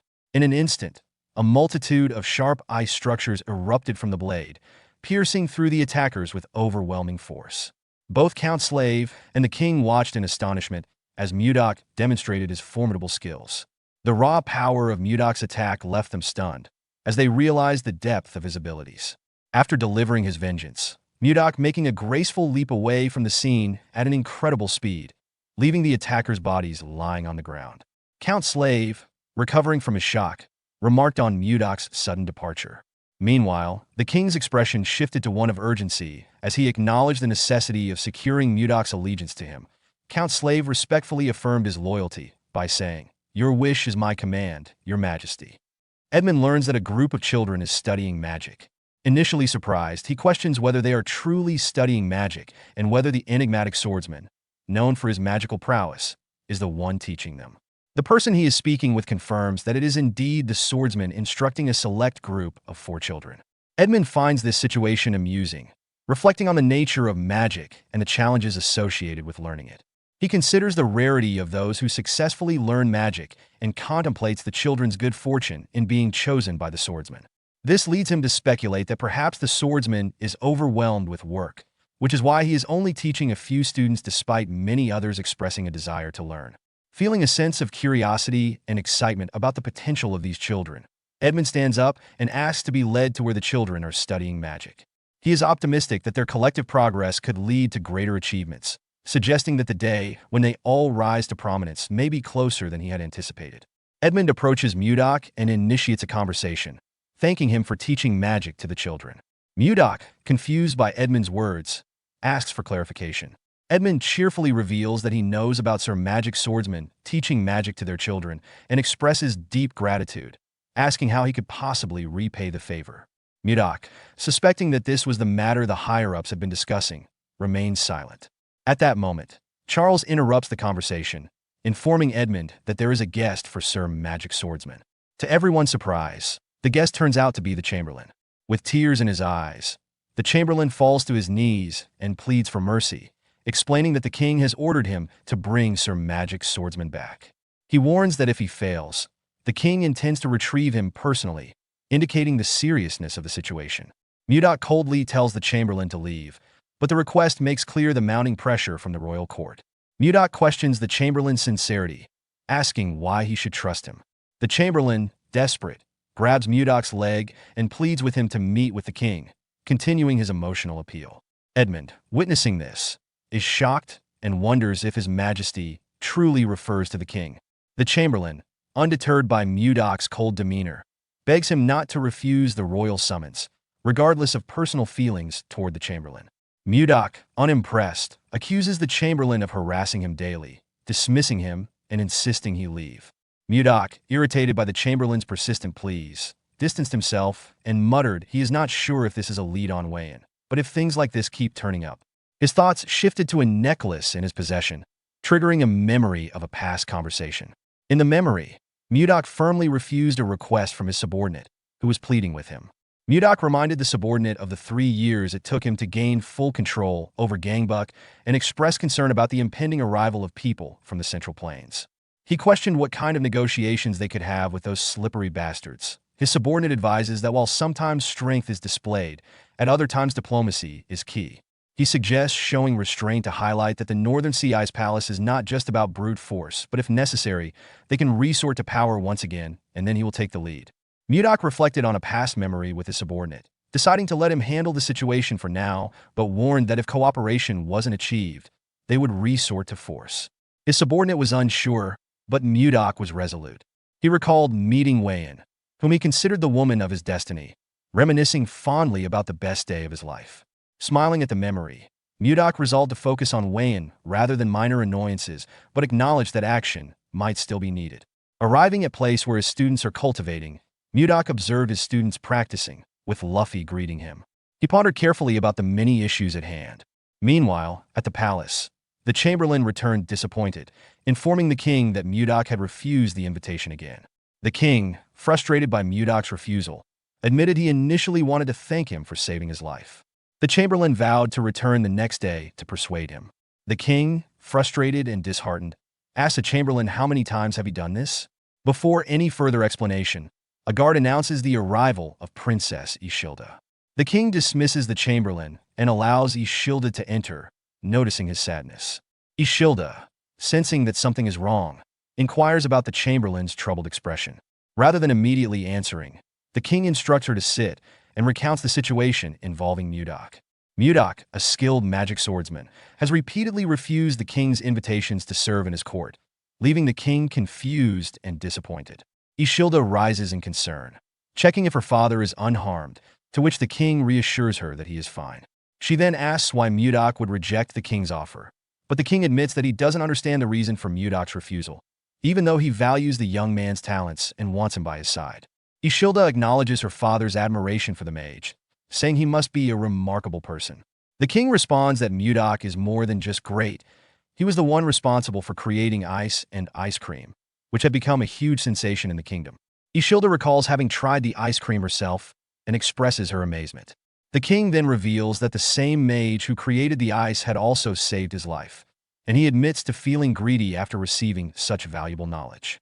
Ishilda understands this, saying that anyone would feel the same way. In her thoughts, she reflects on her unforgettable first experience with ice cream and ponders the coincidence that the person who made it is the very mage her father seeks. She becomes curious about this mage's identity. As she looks out the window and sees two children enjoying ice cream, Ishilda contemplates taking the opportunity to meet Mudok herself. The scene shifts to Mudok, who is teaching a group of students in a cultivation session. As he watches them, Mudok is impressed with their rapid progress, noting that although he's only been instructing them for half a month, they've already reached the point where they can emit chi. He attributes this progress to the denser concentration of chi in this world compared to the Central Plains. Mudok interrupts the session by clapping and instructing his students to stop, acknowledging their ability to control chi. He quickly corrects himself, calling it mana instead, and announces that they will now move on to the next stage of their training. His students obediently reply, "Understood, Master," demonstrating their respect and readiness to continue learning under his guidance. At that moment, the Chamberlain arrives, addressing Mudok as Sir Magic Swordsman. Mudok, exasperated by what seems like a recurring event, wonders to himself if time is repeating itself. With a heavy sigh, he braces for yet another disturbance. However, this time, the Chamberlain is accompanied by another figure, a person in a hooded cloak. Mudok is surprised to see the Chamberlain again, having expected that he would not return since he didn't show up that morning. He questions the Chamberlain about his return. Suddenly, he notices that his necklace is glowing brightly, prompting him to turn around, thinking that perhaps Wayan is nearby.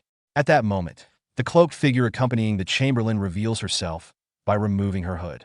To Mudok's astonishment, it is Princess Ishilda, who greets him warmly and introduces herself as the Princess of the Drake Kingdom.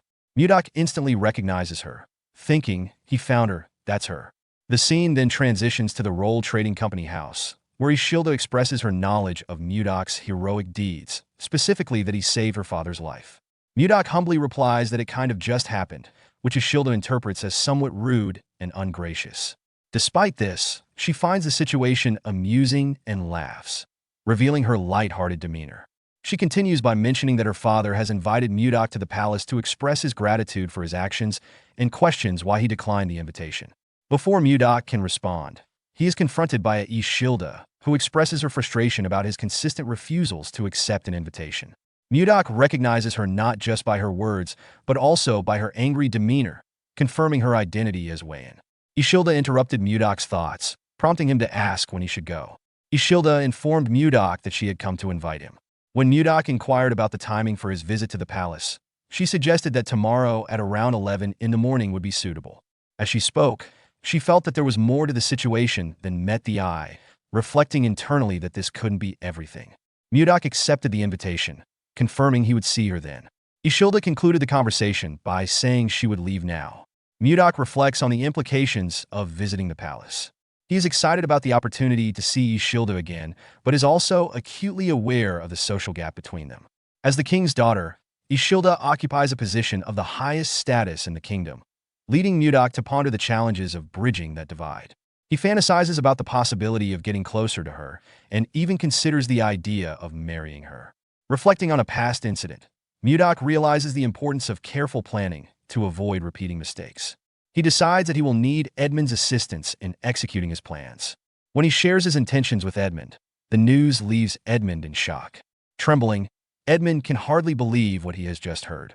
Mudok's declaration, his intention to marry Princess Ishilda, elicits an immediate, incredulous reaction from Edmund, who questions Mudok's sanity. In response, Mudok adopts a serious demeanor, asking for Edmund's reasoning behind his negative opinion. Sighing, he expresses a willingness to listen. Edmund explains the gravity of the situation, emphasizing that Princess Ishilda is the only child of the late Queen Swan, making her the sole legitimate heir to the throne. He stresses the social and political implications of Mudok's aspirations, pointing out that Mudok, as a foreigner with no noble status, knightly title, or recognized rank, has no realistic chance of marrying her. According to Edmund, a suitor for the princess would typically need to be a prince from another realm or a noble from a distinguished family, and they would also need to possess good looks. In light of this, Mudok responds with determination. He suggests that if he can elevate his own status or gain significant prestige, it would bolster his chances of successfully marrying Ishilda. Edmund acknowledges that if Mudok can achieve something significant, it might improve his chances of marrying Princess Ishilda. Energized by the prospect, Mudok stands up and enthusiastically declares his intent to give it a try. However, Edmund interrupts, reminding Mudok of the essential rules of etiquette that he must adhere to while in the palace. Realizing Mudok is unaware of these protocols, Edmund begins gathering books from his bookshelf, intending to educate him on proper palace etiquette. He reflects on the potential consequences of Mudok's ignorance, recognizing that any incident caused by a lack of understanding could negatively impact their own business dealings. To prevent this, Edmund commits to thoroughly teaching Mudok. However, Mudok, observing Edmund's fervor, wonders why he seems so excited about the task at hand, but ultimately accepts the need for guidance, responding that he understands and will rely on Edmund's expertise. That night, their preparations begin in earnest as Edmund instructs Mudok on maintaining proper posture, emphasizing the importance of appearance and behavior. Seol Mudok endures a lengthy lecture, focusing on the nuances of palace life. The following day, Mudok dons an expensive outfit, signaling his readiness to embark on his journey. With a sense of determination and optimism, he stated that it was time to leave. Mudok arrives at the king's palace for a long-anticipated meeting. When he enters, he respectfully bows and greets the king, who chuckles and welcomes him inside. Although Mudok expected the meeting to be private, he's surprised to find many people present. Princess Ishilda discreetly apologizes, explaining she didn't intend for the meeting to fall on such a busy day, and Mudok believes her, noticing her genuine flustered demeanor. As Mudok settles in, he's interrupted by a sneer from Justin, a nobleman Mudok had beaten in a recent encounter. Justin openly expresses his distaste for Mudok's presence, calling him a miscreant. Mudok, recognizing Justin, smirks, which only infuriates Justin further. Just as Justin prepares to hurl an insult, his father, Duke Sergio von Icarus, intervenes, reprimanding him and reminding him not to embarrass himself in front of the king. Reluctantly, Justin complies, though it's clear he's still seething. The king observes this interaction and comments to Count Slave that Justin seems to have been through quite a lot recently, a sentiment Count Slave agrees with. The king then turns his attention to Mudok, asking why he finally accepted the royal invitation after so many refusals, expressing his disappointment at Mudok's previous delays. Mudok explains his reasons, citing the overwhelming workload at the Royal Merchant Association. Due to a labor shortage, he has been under intense pressure to produce ice, his primary task. Despite his best efforts, the constant influx of orders depletes the ice he produces almost immediately. His intention had been to complete his work before meeting the king, but each day's demands prevented him from doing so, causing the repeated delays until today. Mudok, having explained his delayed arrival due to work demands, is met with understanding from the king, who acknowledges how busy he must be given the popularity of ice and ice cream sales. Appreciating the king's open-minded response, Mudok silently compares him favorably to his previous father-in-law, Dam Chunhak, seeing the king as almost celestial by comparison. Curious about Mudok's identity, the king asks for his name, to which Mudok replies that he is known only by the title Magic Swordsman. The king, finding the title insufficient for ongoing use, expresses mild frustration over not having a more proper address for Mudok. Observing the exchange, Princess Ishilda suggests that the king could bestow a title upon Mudok as a reward for saving his life. Duke Icarus supports her idea, reminding the court that Mudok's bravery is worthy of recognition. Moved by their support, the king agrees, stating that he cannot ignore such an important act of heroism. Rising from his throne, he requests that Mudok step forward to receive the honor.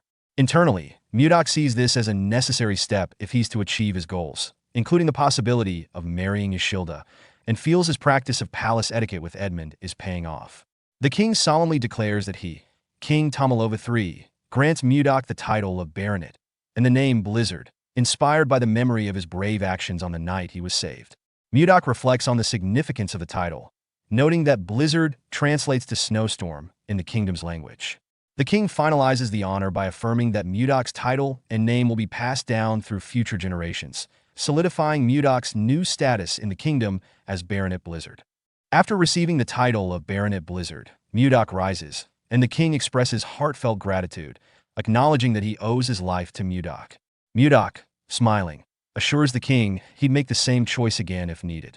Duke Icarus seizes this moment to propose an additional reward, suggesting that Mudok be granted lands fitting his new title. The king hesitates, pointing out that it's unprecedented to give land to a baronet, as this might provoke opposition. But Duke Icarus insists no one would challenge the king's authority and implies he'd personally address any resistance.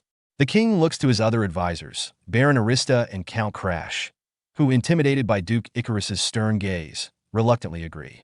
Reassured, the king asks if there are any lands suitable for Mudok, to which Duke Icarus proposes the northern icy region previously discussed in council meetings. The king grows uneasy at this suggestion, sensing the challenging conditions of the remote northern territories. Duke Icarus continues, remarking on the alignment of Mudok's title Blizzard with the frigid northern lands, painting it as a good omen. Mudok begins to understand the duke's intentions, to send him away to a harsh region as retribution for an earlier conflict with Duke Icarus's son. Yet Mudok sees an opportunity in this. Despite the difficult location, he realizes that if he can govern the northern lands well and build his reputation, it may elevate his status enough to narrow the social gap between himself and Princess Ishilda. After returning to the Roll Trading Company, Mudok shares the events of his meeting at the king's palace with Edmund, including his unexpected appointment to lead the northern lands. Edmund is shocked and expresses concern, citing the dangerous conditions of the northern lands, including constant snowstorms, avalanches, and extremely unstable mana. He wonders if Mudok is truly prepared for such a harsh environment. Mudok, however, remains unfazed, casually sipping his tea and assuring Edmund that the cold doesn't affect him, and he finds the unstable mana intriguing. Edmund, jokingly but with some fear, asks if Mudok is like a yeti, referencing a legendary creature from the northern lands. He explains that yetis are large, strong, and impervious to cold, though they are violent. Mudok finds the legend interesting, but isn't too concerned about it. Edmund then mentions the northern people's reputation as fierce warriors who are said to be able to fight 100 men and who strongly resist any form of leadership. Mudok sees this as an opportunity to prove himself and increase his fame. But Edmund, thinking practically, recognizes the difficulty of such a task. As Mudok about leave, he is interrupted by Savina and a group of children who are standing at the door with teary eyes. A little later, when they express their desire to accompany him to the northern lands, Mudok becomes flustered and refuses, explaining that it's far too dangerous for them, especially since they've only just begun their martial arts training. Mudok is confronted by Savina and other kids, who are upset that he's leaving, as they still have much to learn from him. They beg him to stay, but Mudok laughs off their concerns. Just as the kids are pleading with him, Ishilda arrives and greets Mudok with some hesitation. Mudok notices her discomfort and asks if something is wrong. Ishilda suggested that they speak after the children leave. Mudok dismisses the kids, urging them to go so the adults can talk. Savina and Leo are puzzled by his abruptness, but excitedly leave after Mudok agrees to grant their request. As they leave, Savina bows in gratitude, and Mudok urges them to go quickly so the adults can converse. Once alone with Mudok, Ishilda humorously comments on how lively his disciples are, but Mudok points out their rebellious spirit, which Ishilda agrees with. She then apologizes to Mudok, explaining that her request for the king to grant him a title inadvertently led to Mudok being sent to the northern lands. Mudok, noting her resemblance to Wayan in this way, remarks that if he hadn't received the title, he wouldn't have been sent to such a dangerous location. Ishilda accepts responsibility for the situation, apologizing once more. Mudok pretended to cough, thinking, how adorable, before saying, apologies won't change anything. In the end, he still has to leave. Ishilda, wanting to ease his mind, offers to help, asking what she could do. Mudok humorously suggests that a lucky charm might help, implying that it's a kiss filled with genuine concern. Ishilda, initially confused and embarrassed by the idea of a kiss, blushes and pulls away, clearly flustered. Mudok, sensing her discomfort, quickly reassures her that he was just joking and attempts to brush the moment off. He then begins to leave, but Ishilda, still troubled, recalls a memory from her past life that makes her hesitate. She shouts for him to wait and approaches him, unsure of her own feelings, but feeling an odd sense of familiarity in his actions. After a brief moment of silent contemplation, Ishilda surprises both herself and Mudok by agreeing to the suggestion, saying, all right, fine, I'll do it. Mudok, somewhat caught off guard, tries to backtrack, saying he doesn't want to pressure her, but Ishilda disregards this and pulls him into a kiss. The kiss is quick, and once it's over, Ishilda, blushing and covering her face with her cloak, asks if it's done before walking away. Mudok, stunned by the turn of events, is left in shock, and we see him, resembling a Cinderella 2.0, who lost his shoe along the way. As he processes what just happened, he realizes that he now has a greater motivation to succeed and return. Rumors began circulating in the northern lands about a new lord arriving, rumored to be the one who saved the king's life and was rewarded with land and a title. In a tavern, a conversation broke out about his feats, with one person claiming he single-handedly defeated 100 enemies. The second person was impressed, asking if it was true. The first person went on to say that the new lord was a sixth circle mage, with swordsmanship so formidable that even a swordmaster couldn't defeat him. The second person questioned why such a powerful individual would come to their area, expressing doubt. At this point, another person overhearing the conversation interrupted, suggesting that the new lord must have fallen out of favor with Duke Icarus, dismissing the rumors as mere gossip. He confidently added that, if they intimidated him enough, the new lord would likely run away just like the others before him. The scene shifted to a treacherous, icy mountain, where the roar of a wyvern echoed ominously. Jake and Luia, a man and a woman navigating the mountain, immediately became alert. Standing back to back, they scanned their surroundings with growing tension. Jake, nervous and unsure of the source, inquired, where the hell is that wyvern? Just as he spoke, Luia spotted the creature approaching from her side. She quickly alerted Jake and prepared herself to defend against the attack. Raising her axe, she attempted to block the wyvern's strike, but its immense power shattered her weapon. The force of the blow sent Luia flying to the ground, where she landed painfully some distance away. Jake, seeing Luia injured, panicked and shouted, "Is she okay?" As he rushed toward her, Luia, struggling to push herself up, cursed under her breath, bitterly thinking, "We were just trying to grab a few eggs. Why is this happening?" Her thoughts were interrupted when she noticed the wyvern looming behind Jake, preparing to strike. Her eyes widened in horror as she immediately shouted, "Jake, behind you!" Jake turned just in time to see the wyvern's massive jaws bearing down on him. Frozen in fear, he thought helplessly, "This is it. It's over." At the critical moment, Seol Mudok appeared, swiftly striking with his sword and severing the wyvern's head in a single, clean blow. The massive head crashed to the ground, landing between Luia and Jake. Both stared in shock at the twitching remains of the wyvern, with Luia screaming in terror. Standing confidently, Mudok reassured them. Luia, regaining her composure, expressed her gratitude, thanking him for his help. He was just doing what he had to do as a lord. Luia, puzzled by his words, wondered what he meant by lord, But before she could ask, Mudok turned to leave. As he walked away, he glanced back and said, "See them next time," before leaping away at incredible speed. Luia, astonished by his agility, muttered, "So fast, he's already gone." Meanwhile, Jake checked the wyvern eggs they had taken earlier, only to realize they were missing. Panicking, he informed Luia about it. Later, at Carolyn's lord's castle, perched among icy mountains, Mudok sat alone on the throne with a smirk. In that empty grand hall, the protagonist sarcastically reflects on the absence of attendees, questioning whether anyone is aware that it's the day of his inauguration. His servant nervously apologized, offering to resend messengers to the nearby villages. Mudok dismisses the idea of sending messengers again, confidently stating that even if they are sent, no one will show up. Mudok reflects on the situation, realizing that the cold reception he's receiving is likely typical for Carolyn's lords, explaining why they are often driven out. Despite the lack of support, he grins widely, confident that he has a plan to change things. A few days later, Max, the greatest warrior of Carolyn, was angry and frustrated. He had just learned of his fellow's warrior's defeat. In the midst of his frustration, Max questioned who could have possibly defeated them, the strongest warrior. Injured warriors around him, who had faced Mudok, spoke of his overwhelming skill. One admitted defeat reluctantly, acknowledging the Lord's impressive abilities, while another described the Lord's speed and the intense pain he caused with his powerful hand techniques, leaving them completely immobilized. Max, deep in thought and trying to process what he had just heard, considered the magnitude of the situation. His contemplation was interrupted when a warrior burst into the room, shouting that Mudok was in the village square. Max, realizing that the Lord had already made his move, decided to confront him.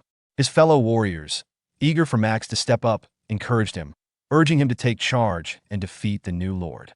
They called out to him, expressing their trust and reliance on him, saying they were counting on him. Meanwhile, in the village square, Mudok stood calmly amidst the crowd, observing his surroundings and noting the large number of people gathered. Just then, Luia spotted him and waved enthusiastically. Mudok was about to respond when Luia's father, Max, appeared behind her. Max tapped Luia on the shoulder, and she turned to face him. Max, seeing his daughter Luia talking to Mudok, grew concerned and asked, "What is she doing here?" Luia, unfazed, casually explained that the village square was crowded with people, and she had simply been curious about what was happening. Max explained to Luia that the reason for the crowd was the arrival of the Lord.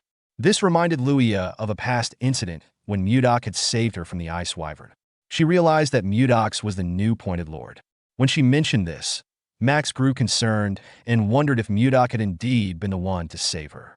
He also considered the gravity of the situation. Mudok had taken down an ice wyvern with a single blow, something even the greatest warrior of Carolyn would struggle to do.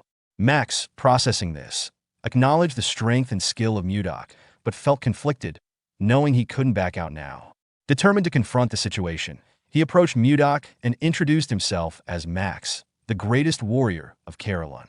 Mudok, however, did not shake his hand and introduced himself as Blizzard, the newly appointed baronet of Carolyn. Max then brought up the rumors he had heard about Mudok, specifically about him mercilessly tying people up in villages, questioning if it was true. Mudok calmly explained that he had only been teaching a lesson to those who tried to rebel, not acting out of malice. When Max asked if he was planning to rebel, Mudok's expression grew serious. Max, frustrated, clarified that he wasn't planning to rebel, but instead had an offer to make. Max explained the harsh conditions of Carolyn, where people have historically relied on strong alcohol to survive the cold. He proposed a drinking match with Mudok as a way of testing him. Mudok, intrigued, smirked and agreed. Max warned him about the potency of the drink, which could burn one's body, but Mudok confidently accepted the challenge, stating that if he won, Max would have to recognize him as Lord and follow him unconditionally. The crowd murmured in disbelief, knowing the strength of Max and the severity of the drink, with many believing Max would win. Max accepted the terms and told Mudok not to regret his decision. Later, in the tavern, the two sat at a table surrounded by a crowd, the glasses filled with alcohol. Max asked Mudok if he was sure about the bet, offering him one last chance to back down. Mudok, smirking, declared that he could never back down as a lord, and the match was set to begin. Max, smiling, warned Mudok not to regret it. As the drinking match progressed, Max began to feel the effects of the alcohol, his vision blurring after several rounds. He paused and set his glass down, prompting a fellow warrior to ask if he was okay. noticing that Max had briefly passed out. Luia, concerned, pleaded with her father to stop the match. Max, stunned by the thought of himself passing out, couldn't believe it. As the greatest drinker in Carolon, he was determined not to lose. He refused to accept his condition, extended his glass, and insisted on another round, declaring that he wasn't drunk yet. Mudok, observing Max's state, calmly poured him another glass and gently advised, "It might be better if you didn't push yourself too far." Max, still trying to maintain control, attempted to pour for Mudok, but fumbled due to his blurred vision, spilling alcohol on the table. He glanced at Mudok, who appeared completely unaffected by the alcohol, and thought in frustration, "Damn it. He's drinking like there's no tomorrow." Noticing Max's clumsiness, Mudok smirked and teased, "Hey, how about you pour it into the glass?" Max, frustrated and feeling the weight of the challenge, held his head and thought, "How is he still fine?" Mudok, leaning forward with a smirk, asked, "How is he holding up? Is he ready to give up yet?" Max gritted his teeth and replied, "He is fine. Let's keep going." Mudok stated, "All right." Max gulped down his drink while Luia and Jake watched nervously. Across the table, Mudok effortlessly drained his glass, placing it on the table with a decisive thud. The sound startled Luia and Jake, who stared at him wide-eyed. Mudok thought to himself, maybe it's been a while since he drank, but this is going down surprisingly smoothly. Suddenly, a loud thud echoed in the room as Max collapsed to the floor, unconscious from overdrinking. Seeing that, a smile spread across Mudok's face. He thinks no matter how they look at it, he has won. Max's fellow warriors looked on, stunned by his defeat. Mudok rose from his seat and addressed the crowd. "All right, listen up. Everyone here must gather at his castle in 5 days. They will see if they're the kind of people who keep their promises." The scene takes place 5 days after a previous event, inside Mudok's castle, where the group has gathered as instructed. Mudok surveys the group and remarks with mild surprise that they've kept their promise to show up. Max, one of the group members, steps forward to acknowledge their commitment, but before he can elaborate, Mudok cuts him off, signaling a more direct approach. Mudok tells them that they have 10 days to prepare for a significant change. The group is caught off guard by his words, and a tense silence fills the room. Luia, one of the group members, breaks the silence by asking if Mudok intends for all of them to move into the castle, to which Mudok humorously dismisses, pointing out the impracticality of such an idea given the castle's size. He further confuses the group by mentioning they should pack their belongings, but not explicitly explaining where they would be going. After some back and forth with Luia, Mudok reveals his true intention. The group will be migrating north. This revelation shocks everyone in the room, leaving them to process the gravity of the situation. Mudok, having spent the past 5 days surveying the region, reveals to the group that he has found an ideal location in the north capable of supporting a large population, at least 10,000 people. He envisions a unified community where they would no longer live scattered across the icy land. He emphasizes the need to come together and build something larger than what they currently have. Max, however, steps forward to express his concern about the location. He points out that the area is already inhabited by ice ogres, which poses a significant threat. Mudok, seemingly unfazed, raises an eyebrow in mock surprise and asks for clarification. Max explains that ice ogres are similar to regular ogres but are stronger, implying a dangerous challenge for the group. Mudok responds dismissively, revealing that he has already encountered the ice ogres and, in fact, wiped them all out. His nonchalant admission of having defeated such formidable creatures leaves the room in stunned silence. His confident demeanor contrasts sharply with the group's anxiety. Mudok reassures them that the area is now safe and urges them to begin preparations for the migration without hesitation. He describes the location as a perfect spot for their future community, and with that, he dismisses the group, signaling the end of the meeting. As the rest of the group begins to leave, Mudok rises from his throne and stretches, reflecting on his thoughts and preparing for the final task at hand. However, his contemplation is interrupted by the voice of Luia, who greets him with a respectful, "Good morning, Lord."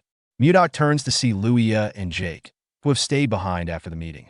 Luia steps forward to properly introduce herself, noting that she hadn't had the chance to do so earlier. Jake follows suit, introducing himself as well. Mudok acknowledges their presence with a nod and remarks that he understands why they are there, adding that he was actually planning to summon them both for something. Jake, clearly puzzled, asks what he's being summoned for. Mudok, maintaining an air of calm, reassures them with a faint smile, telling them it's nothing too serious and urging them not to be nervous. He then invites them to follow him. Mudok leads Luia and Jake to a room within the castle, where they are confronted by a surprising sight, a group of ice wyvern hatchlings. Both Luia and Jake are visibly stunned, frozen in shock at the sight. Luia, her expression now filled with anger, turns to Mudok and accuses him of stealing the ice wyvern egg they had worked so hard to obtain in the past. She confronts him, demanding an explanation for his actions. Mudok responds with a chuckle, dismissing her anger by asking her to remember who saved them during that earlier incident. Luia's frustration grows, and Jake nervously avoids Mudok's gaze, clearly uncomfortable with the situation. Before either can offer a retort, Mudok waves his hand dismissively and moves on from the topic. Mudok then casually mentions that, although he initially thought of raising the wyverns, they are too troublesome for him. He complains about their excessive eating habits and unbearable noise, explaining that he can't focus properly because of them. Luia, trying to reason with him, explains the deep bond between wyverns and their caretakers, how they imprint on the first being they see after hatching and perceive the being as their mother. She tells Mudok that it would be pointless for them to take the wyverns now because of this bond. Mudok, not fully understanding the significance of the wyvern's behavior, frowns at the thought of having to care for them.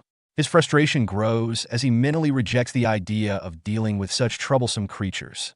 Jake, incredulous at Mudok's dismissive attitude toward the ice wyverns, steps forward and argues passionately that the wyverns are incredibly rare and valuable. He points out that Mudok's perspective is misguided, emphasizing that ice wyverns are far superior to regular wyverns in size, strength, and overall power. Luia, agreeing with Jake, urges Mudok not to squander the opportunity to raise such a formidable creature. Jake further fuels the argument by enthusiastically suggesting that, if he were in Mudok's position, he would properly train the wyverns and use them for practical purposes, such as flying comfortably to Texten, the second capital of the Gaia Kingdom. Mudok, curious, asks what Texten is, prompting Jake to explain that it is located about 1,000 kilometers west of Carolon and is a place where anything can be found. Mudok raises an eyebrow, surprised by the claim that the wyverns could fly such a distance. Jake eagerly confirms that the wyverns could indeed make the journey to Texten and back in just an hour or two, which leaves Mudok momentarily stunned by the possibilities this opens up. After a pause, Mudok, now intrigued by the potential of the wyverns, asks how he can go about taming them. Luia smirks, sensing that Mudok has changed his stance, while Mudok grins in response, admitting that he has come up with a brilliant idea. A few days after Mudok's command to begin the migration, the people of Carolon continue their arduous journey. Despite Mudok's leadership, the people are clearly struggling with exhaustion after days of trekking. Savina, noticing their weariness, approaches Mudok to inform him that the people are fatigued. Mudok frowns as he surveys the tired crowd, understanding the difficulty of the journey after 3 days and nights of travel. He recognizes that some of the people still don't fully trust him, but he holds on to the belief that once they reach their destination, they will understand his intentions. Turning back to address the crowd, Mudok encourages them to keep going, assuring them that they are almost there. He urges them to trust him and push through their exhaustion, though the warriors among the group are clearly skeptical. Their murmurs reveal their doubts. Some question Mudok's leadership and direction, while others worry about the ice ogres still potentially inhabiting the area they are heading to. In response, Mudok's patience runs thin. He drives his sword into the icy ground with a loud thud and fiercely asserts that he has already defeated all of the ice ogres, chastising the warriors for doubting him. His angry outburst calls into question their bravery, challenging their commitment to Carolon's cause. Without waiting for any response, Mudok resumes walking, leaving the crowd to reflect on his words. Savina, sensing the tension, hesitates and calls out to him, but Mudok dismissively waves her off, confident that the people will come to understand his leadership soon enough. Later that day, Mudok and his group arrive at a massive cave, which they stare at in awe. The cave is a sight to behold, and the group can hardly believe they've finally reached it.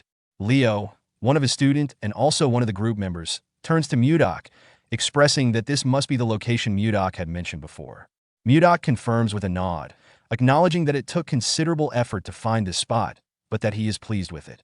As he surveys the group, he notices expressions of relief and satisfaction among the people. Mudok then raises his voice to address the group, informing them that the cave once served as the stronghold of the ice ogres, but now it belongs to them.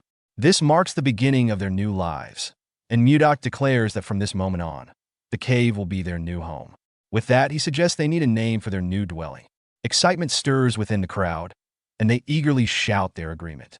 Mudok takes a moment to think, recalling the name of his previous location, the North Sea Ice Palace, and considering something similar yet fitting for this new place. Suddenly, an idea strikes him, and he announces that from now on, the cave will be known as White Castle. The group erupts in cheers, embracing the new name enthusiastically. Mudok, smirking to himself, watches the celebration with satisfaction. He reflects on the final task ahead, the return of the baby wyverns. His eyes scan the cave, mentally planning where their nest will be, settling on an empty space to accommodate them. A little later, as the group settles into their new home, a sudden, piercing scream echoes through the cave. Mudok immediately spins around. Just then a spell was cast. A lightning bolt struck the last baby wyvern, knocking it unconscious to the ground. The mage who cast the spell wondered to himself, "Why are wyverns here?" At that moment, Mudok appeared on the scene, his eyes burning with intensity. He demanded, "Why is there a mage here?" The mage, startled by Mudok's sudden arrival, quickly turned to face him, readying another lightning bolt spell. Without hesitation, Mudok springs into action, moving with lightning speed. In a flash, he disables the mage by blocking his pressure points and seizing his neck. With a single, forceful motion, he slams the mage against the cave wall, pinning him there. The mage gasps in pain, and Mudok growls with authority, his voice cold and menacing. "That you won't get a second chance." Who is he? His tone makes it clear that he demands answers and that any further threats will be met with swift retribution. Mudok asked the man to tell him why he attacked his wyverns. The mage noticed that he couldn't move his body. He wondered if he was paralyzed. With a scary look on his face, Mudok told him that his mouth is not paralyzed. He asked him to start talking. The man was scared to see the look on his face. He said that he will talk. He introduced himself as Count Jerome von Kerwin. Mudok did not expect the man to be a count. He revealed to him that he is a baronet. The moment he heard this, Jerome realized that our boy is the man known as Blizzard, the person who saved the king's life and received a title and a land. Mudok did not expect him to know him. Our boy realized that something was off. He asked Jerome if he is the former lord who was appointed here and got kicked out by the people. The count told him that he has his circumstances. Mudok told him that it is none of his business. He pulled Jerome closer and told him that he has been talking to him freely for a while. The mage told him that he is now aware of his identity, and he knows that they are on the same side. Mudok did not respond to him. Jerome asked him if he said something wrong. Our boy grabbed his head and told him that he is wrong. The man screamed out in pain. Mudok told him that he does not care about equality. He reminded him that he failed to fulfill his responsibility. He told him that he should have turned down the title. Mudok told him that equality doesn't matter to him. The count begged our boy to spare him. Mudok told him that he would give him special treatment for once. He advised him not to think about fighting him again. The moment he said this, Mudok released the pressure on his acupoints. He told Jerome that he can now move his body. The man quickly went on his knees. He was breathing heavily with a terrifying look on his face. Mudok told him that he will seriously kill him if he says anything stupid. Jerome assured him that he won't do anything like that. Our boy pointed at his wyverns and asked Jerome to heal them. He told him that he can come out after healing them. Jerome was surprised to hear that he had to heal them. Mudok told him that he is excellent in judging people. He told Jerome that he has a lot of guts to use magic in front of the Lord. He asked him to do his best. The moment he said this, he turned around. Jerome tried to stop him, but our boy simply left him there. The count fell to the ground. He realized that something was seriously wrong. In the next scene, we see Mudok and Jerome in a tent. Our boy told the man that he wants him to send a letter to the king. Jerome was surprised to hear this. Mudok asked him about why he is so surprised. He asked him if it is really difficult to send a letter to the king. Jerome told him that the letter isn't the problem. He reminded Mudok that he asked him to send a letter asking for tax exemption. Our boy explained to him that he needs it because the people are doing their best to make a living and they don't have a lot to spare. Jerome revealed to Mudok that the other nobles will be against it. Our boy asked him about why they will be against it. Jerome said that it will seem unfair from the nobles' perspective. If this bill is passed, the nobles will threaten the king by telling him that they won't pay tax either, because their circumstances are also as bad as Mudok's own. Jerome told our boy that the king will refuse his request, no matter how much he favors him. Upon hearing this, Mudok became more certain that the nobles are the problem of the kingdom, and Duke Icarus is the one controlling them. He asked Jerome to suspend the idea. The Count was relieved to hear this. Mudok moved close to him and shared another idea with him. Jerome was surprised to hear his idea. He asked Mudok if this is possible. Our boy told him that it is not impossible. Jerome said that it might work because it is the same case. Mudok told him that they need to get ready without delay. In the next scene, we see the citizens gather in another part of the cave. Jake asked someone if he knows why their lords suddenly gathered them. Before the person could reply, Mudok asked if everyone is already gathered there. Everyone quickly turned to him. Luya told him that she came armed as instructed. She asked Mudok about why they are gathered there. Our boy said that he will explain now. He ordered everyone to hunt down ice wyverns. He told them that their goal is to get the eggs of the ice wyverns. The warriors were surprised to hear this. They knew that it wasn't easy to get the egg of an ice wyvern. Mudok explained to them that they will create groups filled with 30 people for the sake of their safety. He asked them to focus on getting at least one egg in each group. Jerome gave the warriors papers to show them which team they belonged to. Mudok announced that the team that brings back the largest amount of wyvern eggs will receive 100 gold. The warriors were shocked to hear this. An elf said that he has never imagined getting this amount of money in his life. Jake asked Mudok if he will really give them this kind of reward for the eggs. Max asked Mudok if he will really pay them 100 gold for the eggs. Our boy told him that he never makes a promise that he can't keep. He asked the warriors of Caroline if they are up to the task. The warriors began to cheer. They asked Mudok to leave it to them. While they were cheering, Mudok ordered Jerome to follow each team for 10 days and keep an eye out for useful people. He said that he will use these people for different tasks later. Jerome asked Mudok if he is thinking of creating a knight's order. Our boy turned to him when he heard this. The man wondered if he said something wrong. Mudok realized that Jerome is a very useful person. Even though he gave him a job when he just joined them, the man has been performing his tasks well. He was also able to see through our boy's intentions from the few things he said. Mudok told Jerome that he is right. He said that he heard that there should be one knight order for the Lord. Jerome told him that he is right. He told him that he needs it a lot because the Lion Knights of the Icarus Duchy are especially powerful. They are so strong that they wouldn't lose even if they fought against the Royal Knights. Mudok smiled when he heard this. He asked Jerome not to worry. He told him that they will soon be the best. Our boy decided to create a unit that is much bigger and stronger than the snow ice unit because he didn't want to lose weight in twice. With a smile on his face, Mudok ordered the warriors to begin the hunt. In the next scene, we see a group chasing a wyvern. Mudok ordered them to attack now. Immediately he gave the order. Luya, Jake, and the elf jumped down from a cliff. Luya fired her arrows at the monster. Jake used his axe to cut off its tail. Max covered his hand with his energy and used it to hit the monster's head. He asked the second unit to throw the net. The warriors quickly threw the iron net at the monster. The net covered the monster's head and dragged it to the ground. Mudok told Jerome that it is going pretty well. The man said that they have been hunting for days. He said that their hands and feet are already in a perfect sync. Jerome found our boy's idea to be bold. He never thought about stealing the eggs of the ice wyvern and taming it while it is still a baby. If everything goes well, they will be able to transport and sell hunting loots like leather and bones to distant cities with the help of the ice wyverns. Mudok asked his warriors to cheer up. He reminded them that they will be able to get a great reward if they bring back a lot of eggs. The warriors became motivated when they heard this. They decided to continue hunting. Jerome found it amazing that our boy united the uncontrollable Caroline warriors into one. He could not believe that they were hunting monsters together. While they were watching the warriors, they saw one of them behead a wyvern at a crazy speed. The monster didn't stand a chance. The man's teammates commended him for this. They referred to him as Gale. Our boy was also impressed by his skill. He asked Jerome about who the man is.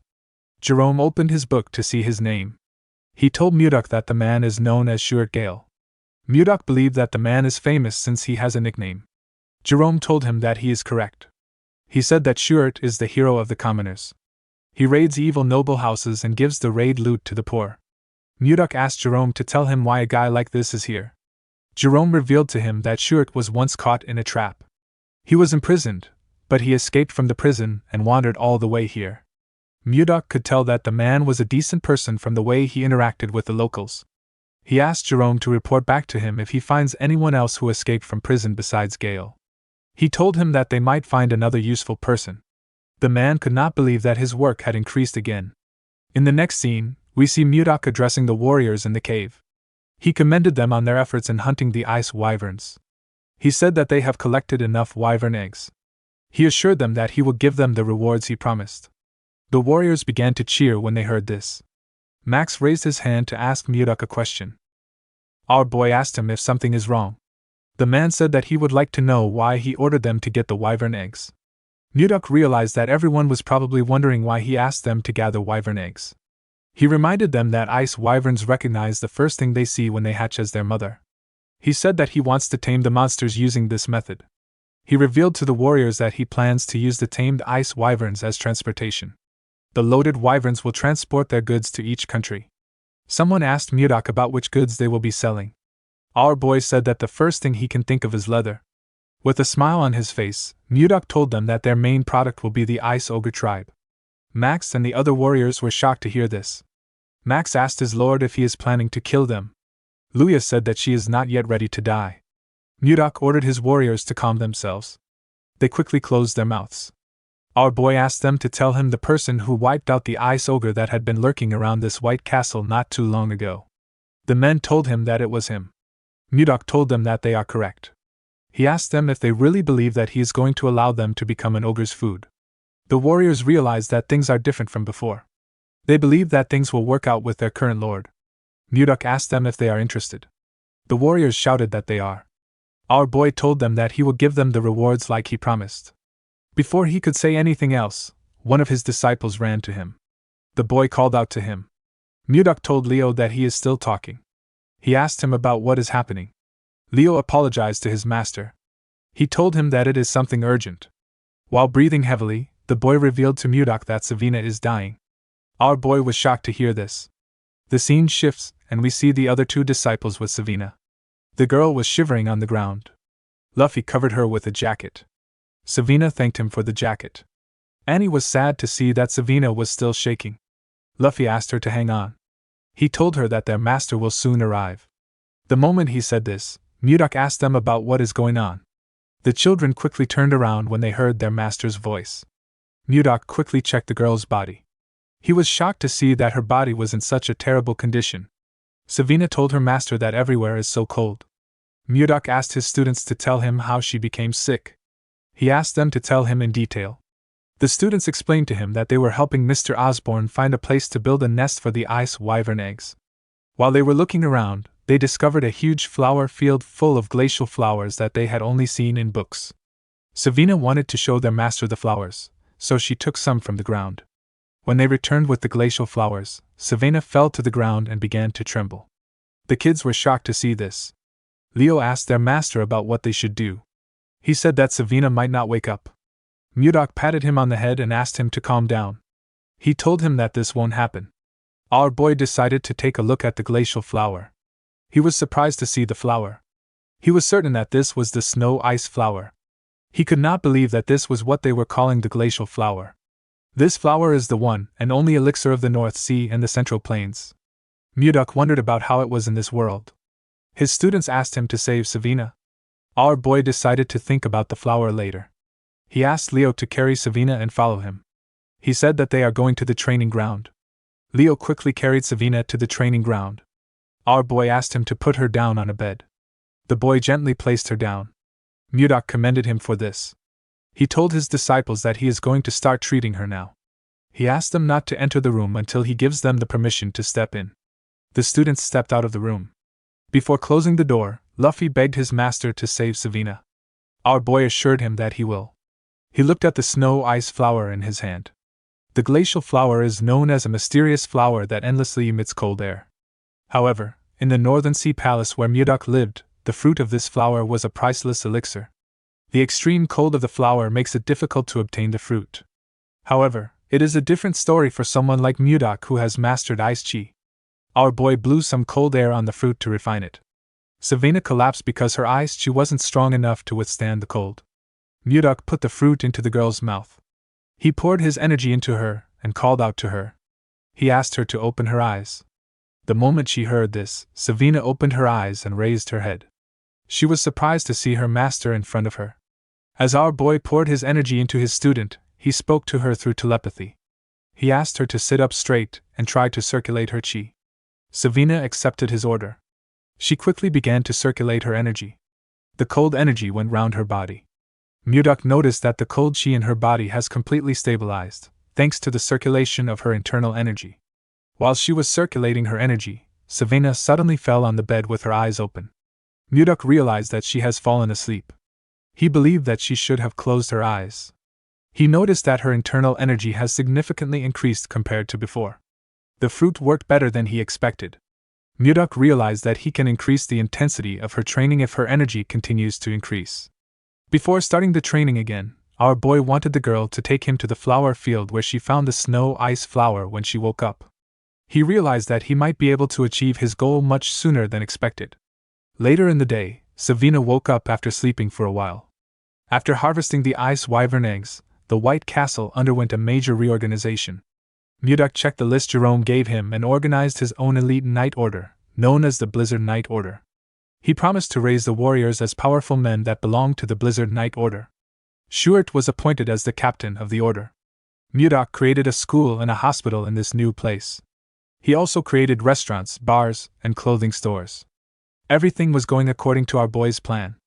The training facility was adjusted according to people's abilities. In the next scene, we see Mudok and Jerome talking. Our boy told the mage that he has to align people with the organization if he wants to improve it. The mage told him that he is right. Osborne was placed in the White Castle security forces, and Jerome was appointed as our boy's assistant.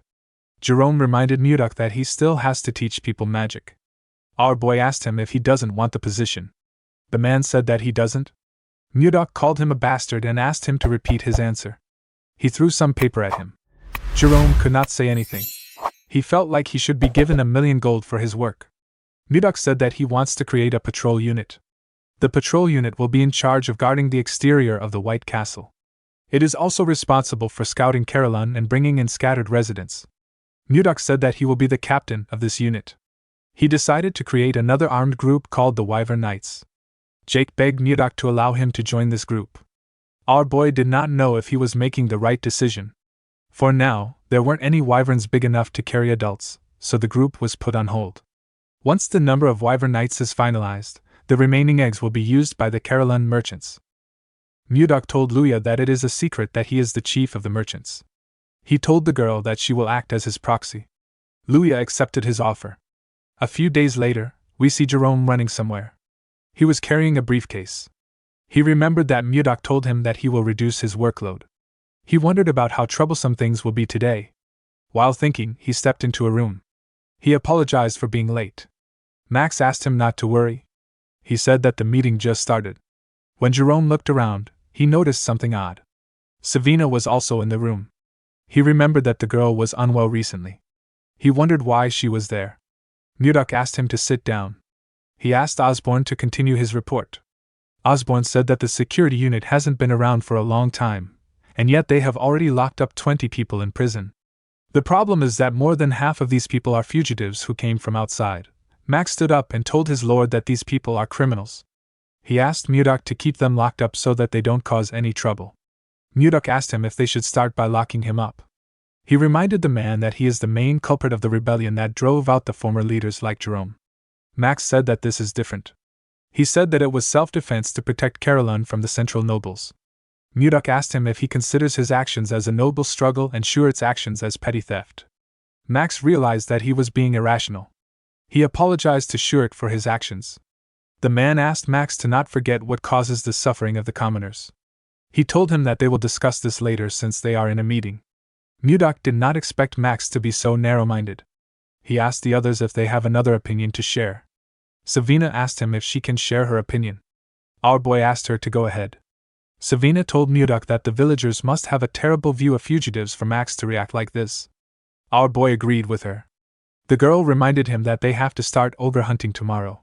Mudok asked her about what this has to do with anything. Savina suggested that they put the prisoners at the forefront of the hunt. Everyone was shocked to hear this. Mudok actually liked the idea. He asked Savina to keep talking. In the next scene, we see an ogre screaming in the forest. A man with some bandages on his face informed Schuert that they could have lost the ogre. This man is Lenin. He is a grade 1 escapee. There was a huge man holding an axe behind Schuert. This man is Gregor. He is also a grade 1 escapee. Schuert ordered the men to attack the ogre. Once they get far enough, he asked them to erase the monster's tracks and attack it. The men accepted his order. While the ogre was looking around, Gregor and Lenin charged at it from behind. They landed their attacks on the monster's back. The ogre screamed out in pain. It quickly turned around. Gregor asked Lenin to watch out. He told him that a counterattack is coming. The monster swung its huge club at Lenin. The man was surprised to see its club coming towards him. He realized that it was too late for him to dodge. Before the club could hit him, Schuert charged at the monster. He ordered Lenin to get down. Lenin quickly bent his head to dodge the attack. Schuert used the opportunity to land multiple attacks on the ogre. The monster screamed out in pain. While it was screaming, Schuert and the others charged at it. They used their weapons to tear the ogre apart. The scene shifts, and we are taken back to the time that Savina suggested that they put the escapees at the forefront of the hunt. Mudok really liked her idea. Osborne asked her if she wants to send them to the front lines and get rid of them. He told her that her plan is very extreme. Savina shook her head. She explained to the man that it will be much more humane than locking them up in prison. She reminded him that her master is going to join them. She told Osborne that her master is not someone who discards manpower so easily. With a smile on her face, Savina told the men that people's perceptions of the escapees will start to change once they fight with them. The scene shifts, and we are taken back to the present. We see the rest of the group arrive to the hunt. They were all looking at the ogre that Schuert caught with the escapees. Schuert asked Lenin if he is okay. The man said that he can still manage, even though it was close. With a smile on his face, a man told the captain that Lenin is bluffing again.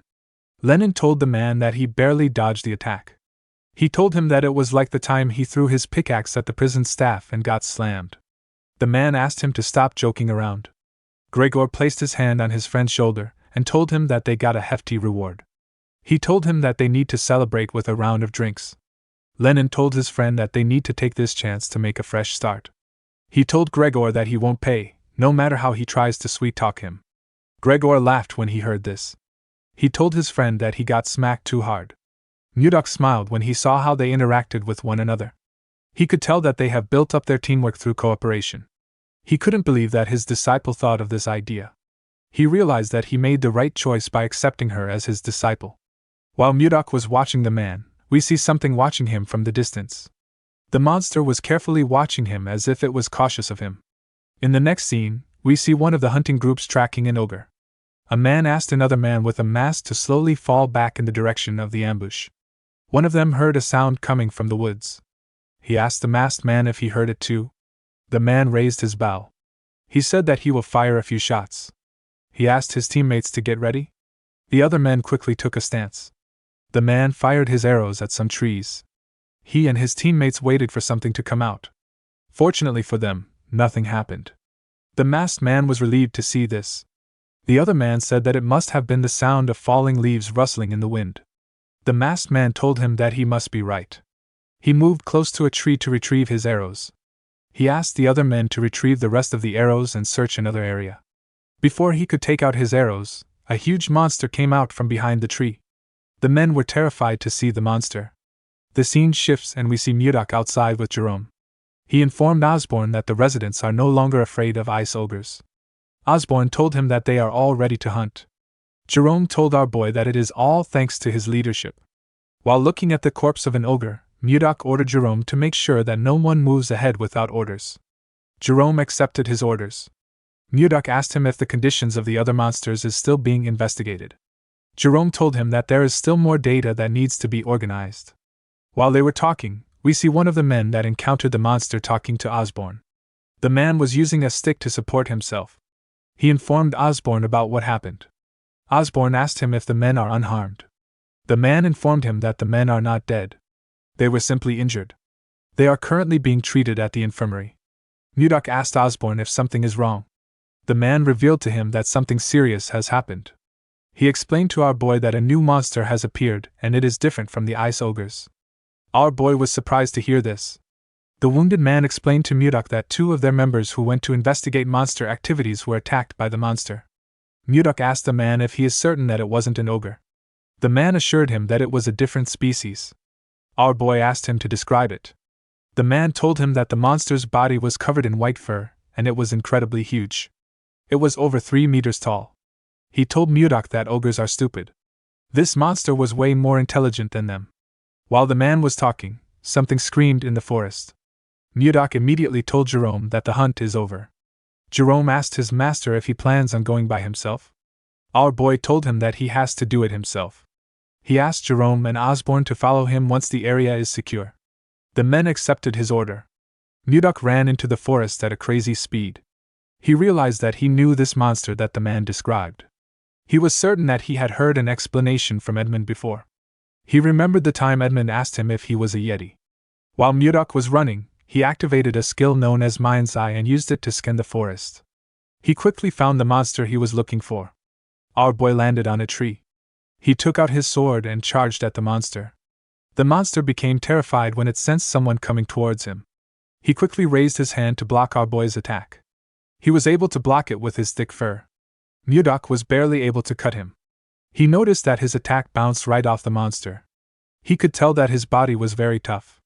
Now that our boy was looking at it, he became certain that this monster is a Yeti.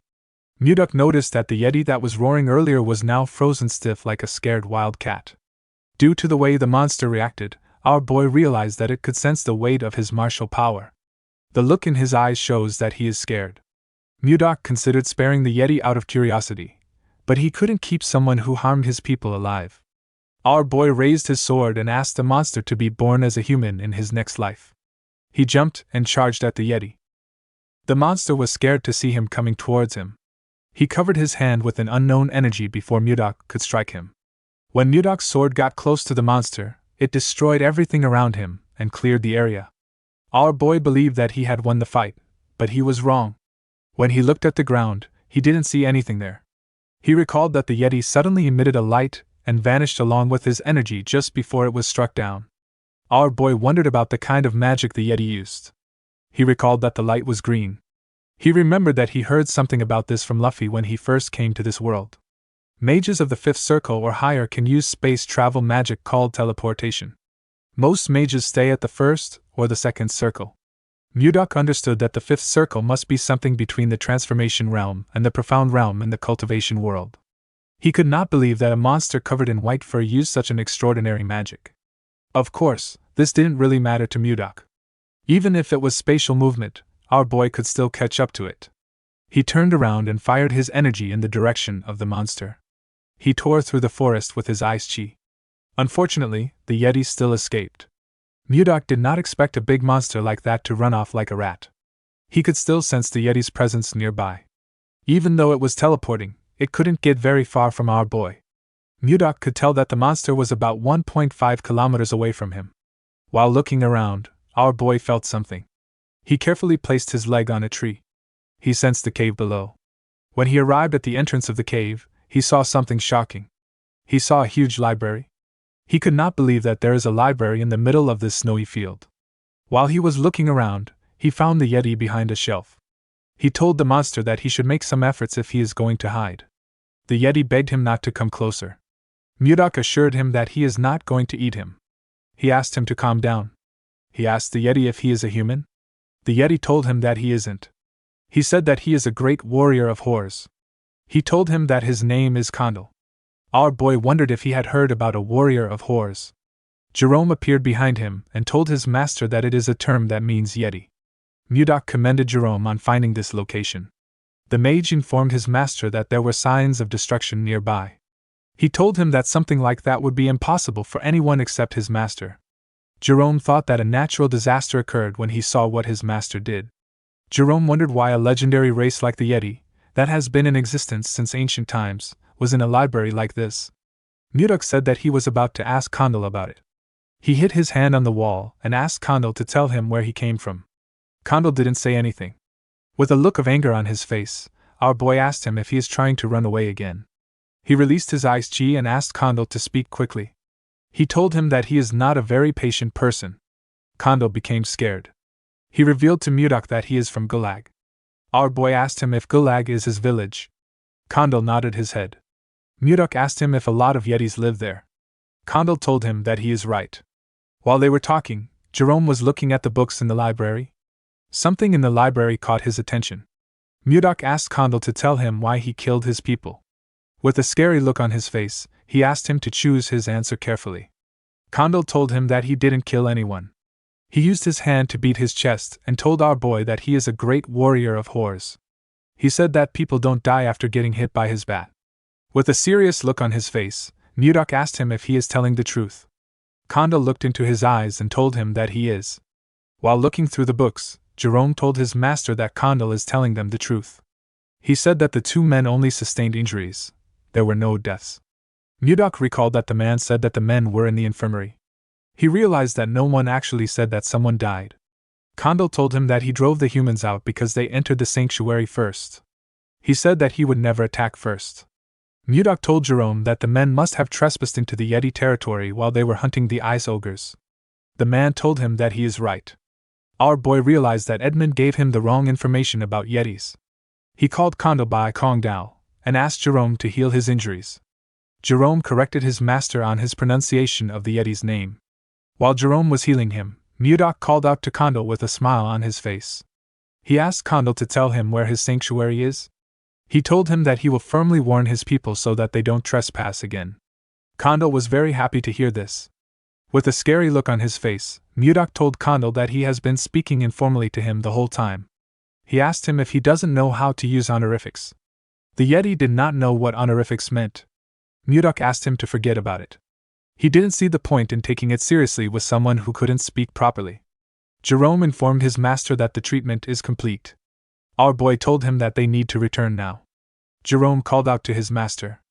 Mudok asked him if something is wrong. Jerome told him that he has a request to make. The scene shifts, and we are taken to Barhan. We see Edmund ask Charles to tell him the amount of time that has passed since the promised date. The man told him that it has been 3 months. Edmund called out to his assistant again. The man turned to him. Edmund fell to his knees and said that their merchant association is finished. We got plenty more where that came from. Hit the subscribe button and stay tuned for even more amazing content.